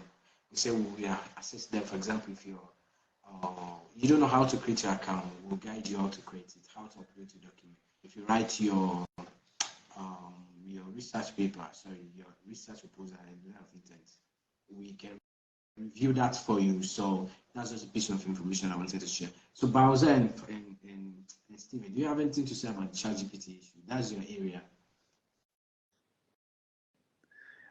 I think Farouk said it all. You cannot use ChatGPT to write your letter of intent or even your research proposal, because they will know. Like Farouk said, they have AI detectors now. They just need to put your content into those AI detectors, and they will detect. They will tell you how much the percentage of AI generated text. So that's why I said earlier, and Farouk also reinstated it, like when you write your letter of intent, give it to a mentor to read it for you, so they can review it where you make mistakes and they can correct them for you. There's this thing about writing. You can write and you think you've done your best, but someone else can read and they can spot your mistakes. So that's why it's important when you write, give someone to read and they can review where you made mistakes and you can correct them. But using AI to write your letter of intent, that's one not against you. Like it's like -1 for you, and that's very bad, because they will definitely know, because the essence of them asking you to write this letter of intent is for them to know how well you can express yourself.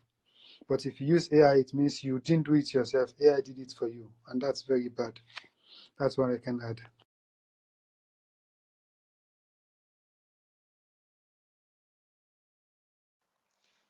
Bowser, do you want to say something about that? There's no need, sir. I think it's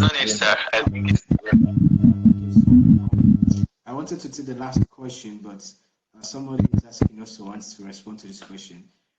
It says, as in medicine programs requires 90% minimum grade. Does that apply to IB, or what does I don't even know what the person means about IB. Do you have any?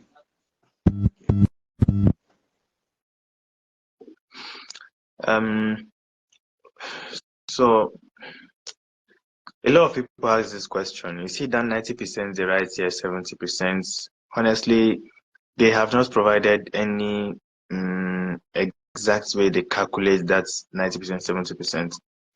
I mean, when you get to Turkey, there's a document you get, we call it equivalence document. Yeah, it's convert your courses and grades from your institution, your school in your country to the standards of Turkey. So what they will do is that if I got maybe 85 in mathematics in my grade 12 high school, in Turkey, that could be 75, it could be 90, it could be 95 by the time they convert it, depending on the grading system. So the 90% they are referring to, the 70% they are referring to, 90% for medicine, is based on the 90% on the Turkish grading system. Now, what is the equivalence in IB or in your country? That's something you may want to check online. Unfortunately, I don't have it up here. But generally, when people have AAA or AA star, AA star A, or how is IB graded? AAB, something like that. I think that may be 90. But the summary, why I just tell students, don't worry about this. You have good grades. Just try to make sure you focus on other parts of the application. Don't just depend on your good grades. Make sure your letter of recommendations are good, your letter of intents are good, your documents are clear enough, you have your good profile picture, you answer the necessary parts, so that you make sure that just because of your good grades, you don't miss out on other parts of the application and it affects you getting the scholarship. So that's the summary. Don't worry about it. You just apply and do your best. I don't know if my guys will have anything to add. You've answer to that question. I think the last question we can take, because I mean the time, we've already exceeded our time, and you guys are busy. So somebody is asking to regards the last part of the last section of the intent letter.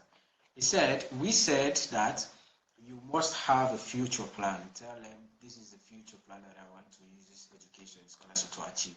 He said, what if I do not have a specific future plan, but I just I want to say that I just want to find my position in society. I think that is very important. That is why I wanted us to respond to that. Maza, do you have anything to say? I do, sir. It's a question I've seen a lot, especially from the comments section. And I really understand where these students are coming from. Honestly, usually students that are applying for undergraduate programs ask these questions. These are students that have just graduated high school, maybe at the age of 16, 17, 18, 19, depending on the country. So most of them don't know exactly what they want to do, what's that ultimate goal. So the question seems is quite strange for them, and they don't know where to start. So in that case, this is what I advise. Yes, you may not know, you may not be able to figure it out, but it is better to start from somewhere. I would not advise anyone to say, okay, I don't know what I want to do, and then I'm trying to figure it out. Let's think about the scholarship. The scholarship is trying to attract students that have an ultimate goal in life, and they need the scholarship as a booster, something to just put them in a place where they can learn and then do what they want to do.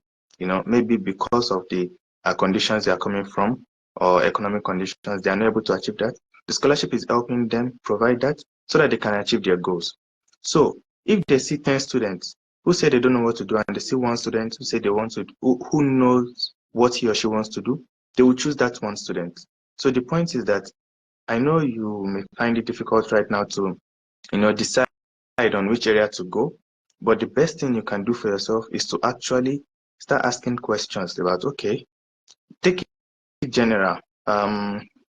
In one of my videos, I showed the website where you can find all the areas in life broken down into 27 sections. So there's engineering, there's medicine, there's social science, there's humanities, there's science. They broke it down into 27 different sections. You start by choosing the section you are most interested in. So if you are really the kind of biology person, you know that yes, it has to be science or medicine or anything health related. And then from there you start, tracking down, coming down until you choose a particular area. Even if you cannot choose a particular area, choosing just one academic area is enough. So that way you can say, okay, I know that this is what I'm interested in. These are the things I have done during my high school days. These are my hobbies. This is that, this is that. Then you connect all of them together to something you want to do in future. So it will take some effort. It will take some time to research it. It will take some time to, ask yourself, is it this or that? And then eventually you get it. But it's something you can do within 2 days. It's something you can do within a day if you start researching online and asking yourself important questions. So please don't go empty. Don't say you're trying to figure it out. It's really not the best. You're not putting yourself in the best position to get accepted at all. So first try to find out what you are passionate about, and then write your letter of intent on that. I hope that answers.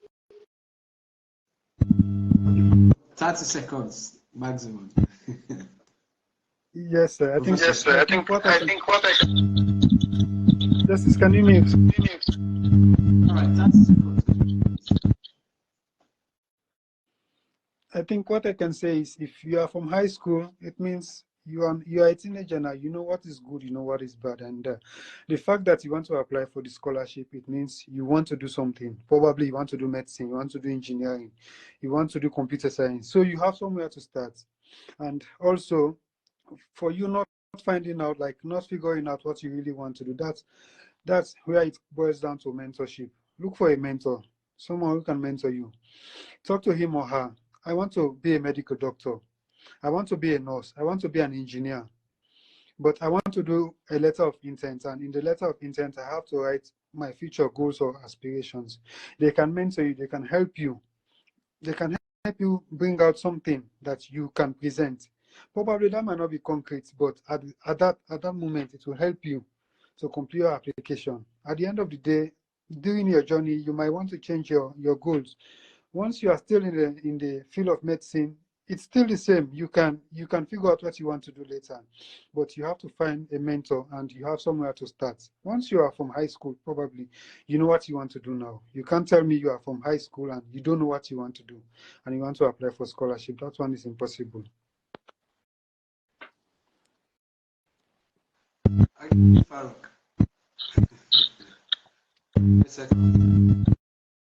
Yeah, I think everything has already been said about that particular topic. So I think the two brothers answered the questions very well.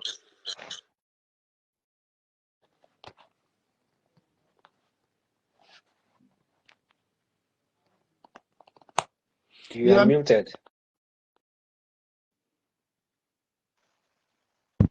All right, somebody's asking. Actually, this question is for Farouk. Sorry, it's for everyone, specifically for. The person is asking, want to study engineering Turkish. How is it? Come again? The person is asking, how is it to study computer engineering in Turkish? Or to study generally in Turkish?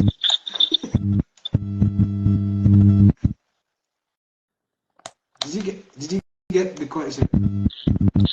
Yes.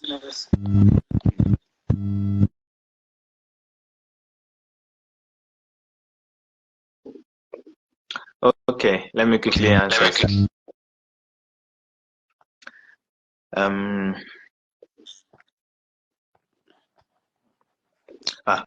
Can you hear me? Yes. Brother Zachary, are you answering the question?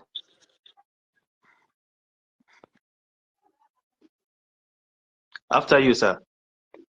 Oh, okay. All right. So, like I said, I think very interesting question, very, very interesting. But I have only one word to that question. That is mentality. Mentality is what can make you to study in Turkish and exceed. Because I have been there. So to be frank with you, it's very, very tough. Turkish, I'm not scaring anyone here. As long as you have the mentality to achieve your goal, no matter how tough it is, you can do it. You understand? Some of us, before we arrived in Turkey, even to say marhaba, we never knew. And there are so many people out there, especially in Africa, who thinks that the Turkish people are Arabs, that the people are speaking Arabic.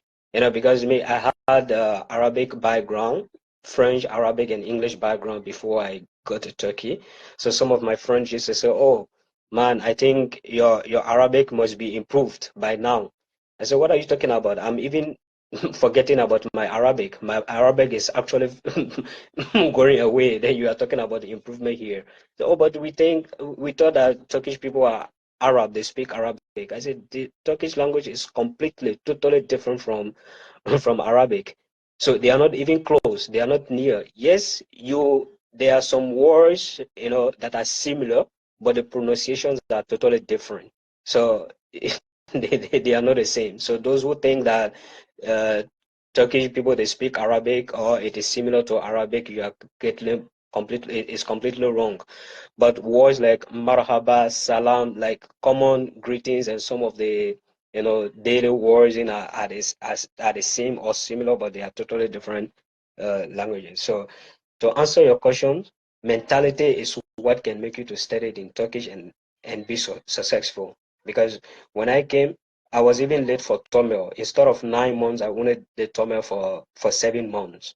And I got to my department, which was 100%. Imagine studying sociology in Turkish, full 100% Turkish. So imagine how challenging is that. If Turkish students have to study for 3 hours, then I have to study for six hours.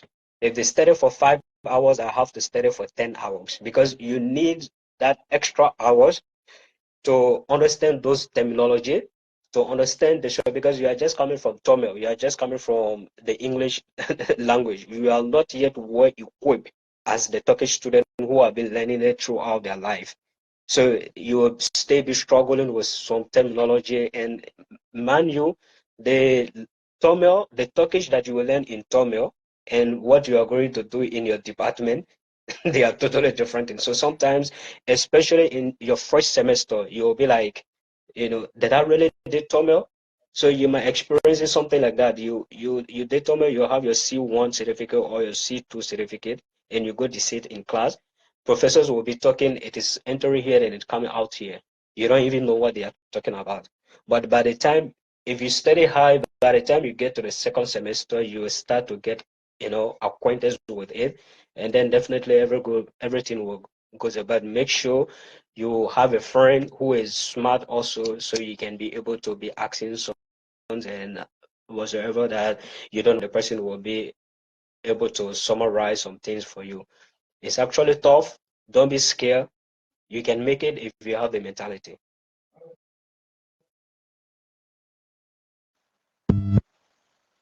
All right, brother Bowser. Steven, 30 seconds, please. Then I'll try to make it 30 seconds, sir. Mr. Farouk has said it all honestly. I'll give you an example of a friend of mine. He's a medical student and he's studying in Turkish. Medicine is hard everywhere in the world. That's one I cannot argue. But somehow this guy is able to, just, should I say, find a way and find joy in what he does. And I'm always surprised. He used to be my roommate until this year. And I'm like, bro, you're studying in Turkish, medicine is hard, but it seems you're having fun. And he's like, man, I love it. Like that was his response. So very good. You even know him, right, Duri? I interviewed him on my channel, and he even said also that in a place like Turkey, the best language to study in is actually Turkish. As long as you don't have any bias feeling or hatred, blending, you would learn it and you even find it easy. So that does not take away the fact that it is challenging and tough. Of course, you have to study harder than everyone else. But by the time you get used to the language, it's just like any other language. It's just like English. It's just like Arabic, whatever language you speak. The moment you get the logic, the moment you blend yourself in, the moment you get immersed in the departments, as long as you like what you're doing, yes, as long as you like what you're doing, then the mentality will take you through by God's grace. All right, Steven, it's easy to study computer engineering. That is what you're studying in Turkish.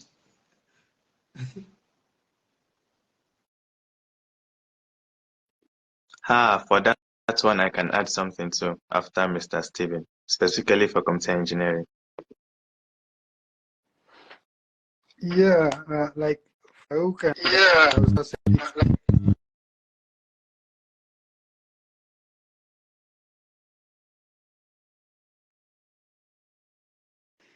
it becomes easier for you.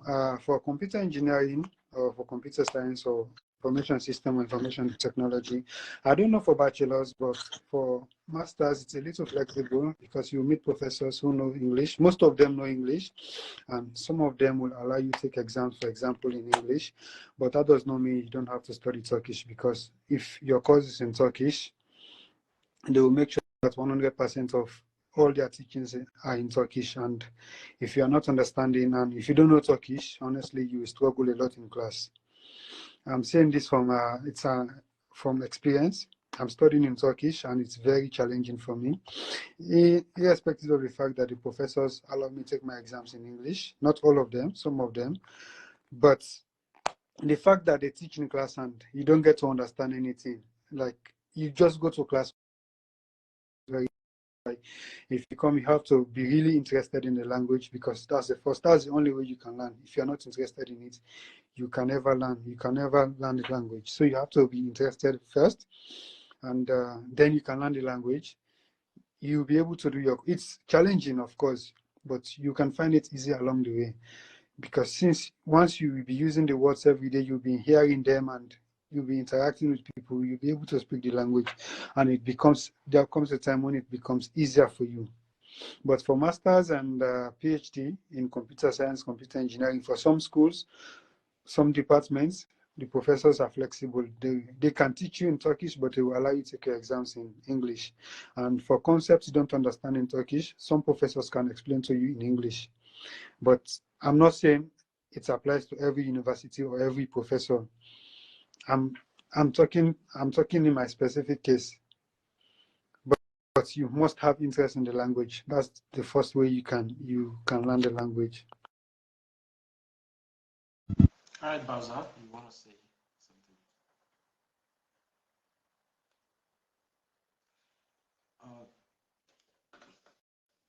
What about Bowser?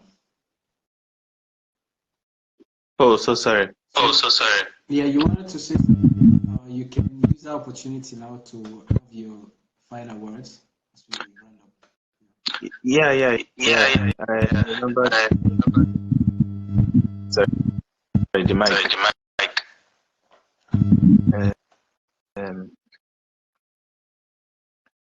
Mr. Stephen, sir. Okay, if it's not echoing, it's fine. I was referring to your mic, sir. Yes, I wanted to say that, what was it? Hi, about the Turkish language, sorry. If you, for those studying in a department, okay, Mr. Stephen is doing his master's. In master's level, you have to do thesis and you have to take some courses. I think what I'm about to say is for undergraduates only, those doing bachelor's. Now, from friends, a lot of friends I have that are studying in both English and Turkish, if there is a trend I have seen, it is that if your department is a department that requires more of writing and more of, should I say, reading, reading texts or writing text, studying in Turkish seems more complicated because you first have to read a lot in Turkish, you have to understand, translate it, and you also have to write a lot in Turkish. Now, if your department is, should I say, more of a science department or specifically engineering department where you have to do with calculations, let's say departments like mathematics, statistics, computer engineering, electrical engineering, where most of the content is calculation, then in that case, studying in Turkish may seem a little bit easier compared to those other departments that require text. Okay, why? Because in this department you need logical thinking. The more you are able to decode the stuff quickly, it doesn't matter the language. If you can code, you can code. If you can solve the question, you can solve the question, irrespective of the language. Yeah, in that case, you just need to memorize the terms. So if they say differentiation is a term in English, you just need to know the equivalent term in Turkish, and that's all. So depending on your department, so you may find it relatively easier or more difficult, but I believe it is doable. Sorry, one more thing. In terms of statistics, almost about 3,000 students graduate every year from this scholarship. If you ask me, I think about 70% of them studied in Turkish. I asked myself, how did these guys do it? How did they do it? So 70% is a huge number because very few universities teach in English, very, very few.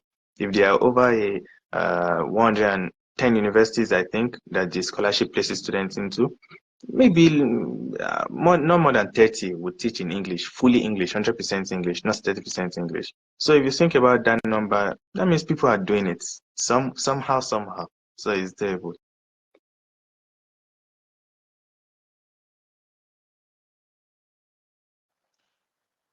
All right, your final words, Mr. Bowser.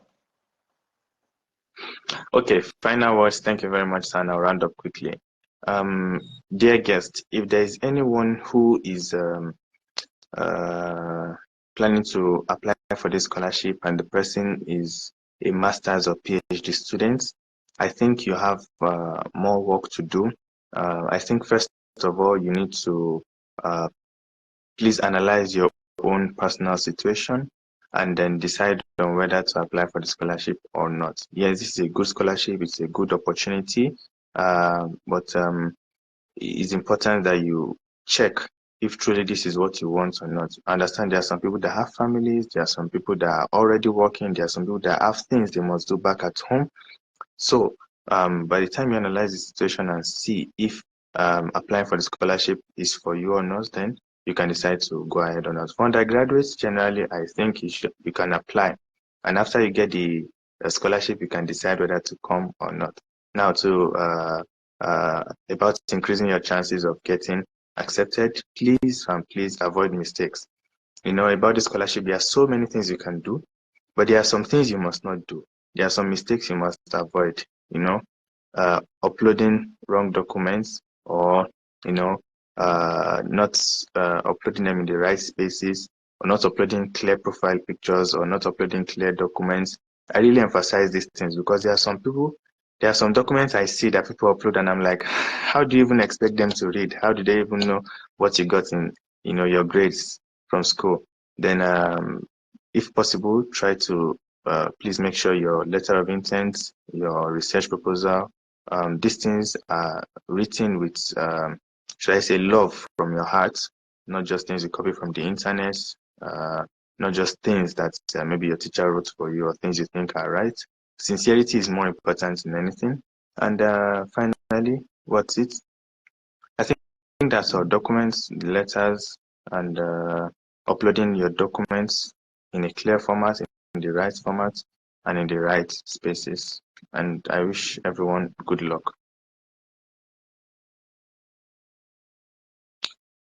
To my Augusta. All right, thank you. Steven, do you have your final words to say? Please can you mute?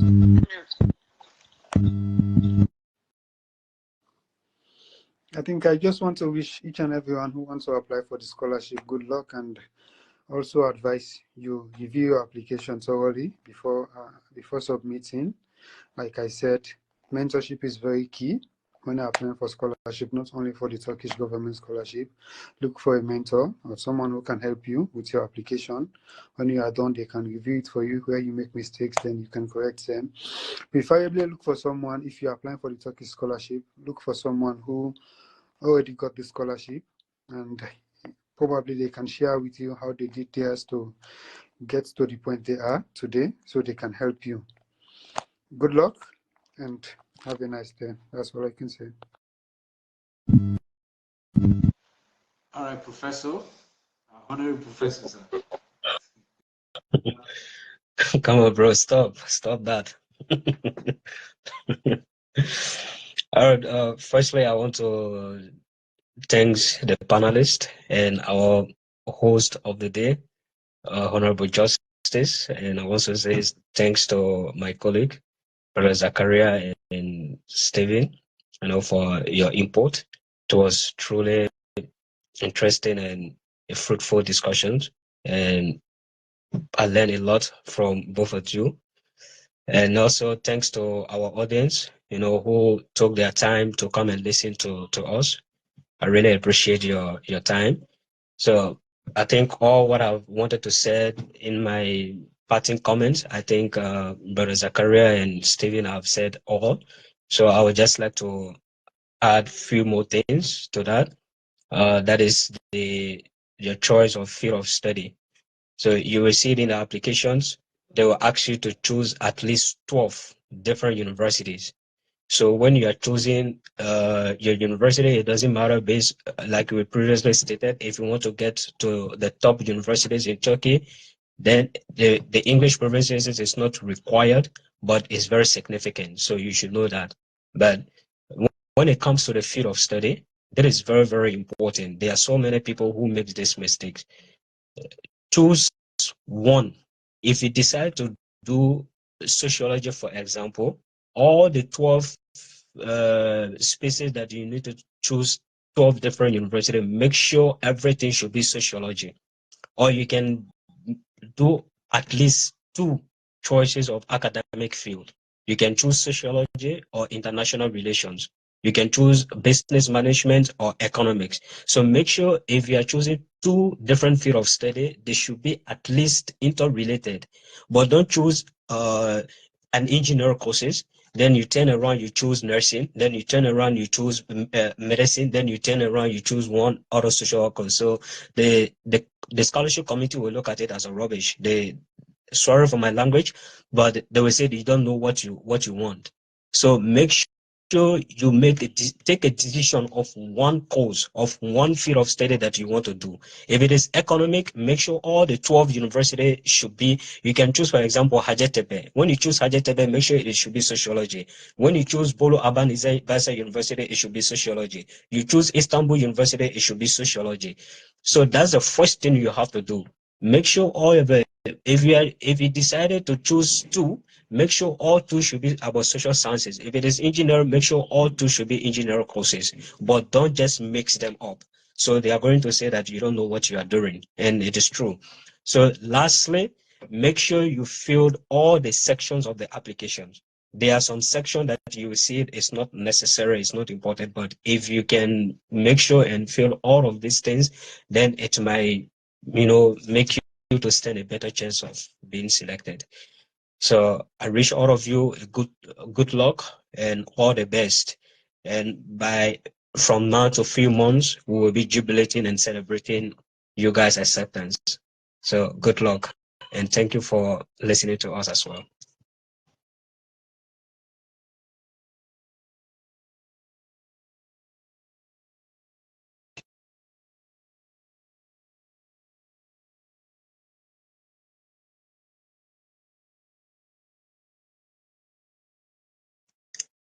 Justice, you are muted. Oh, sorry about that. So, what I was trying to say that I don't have anything much to say.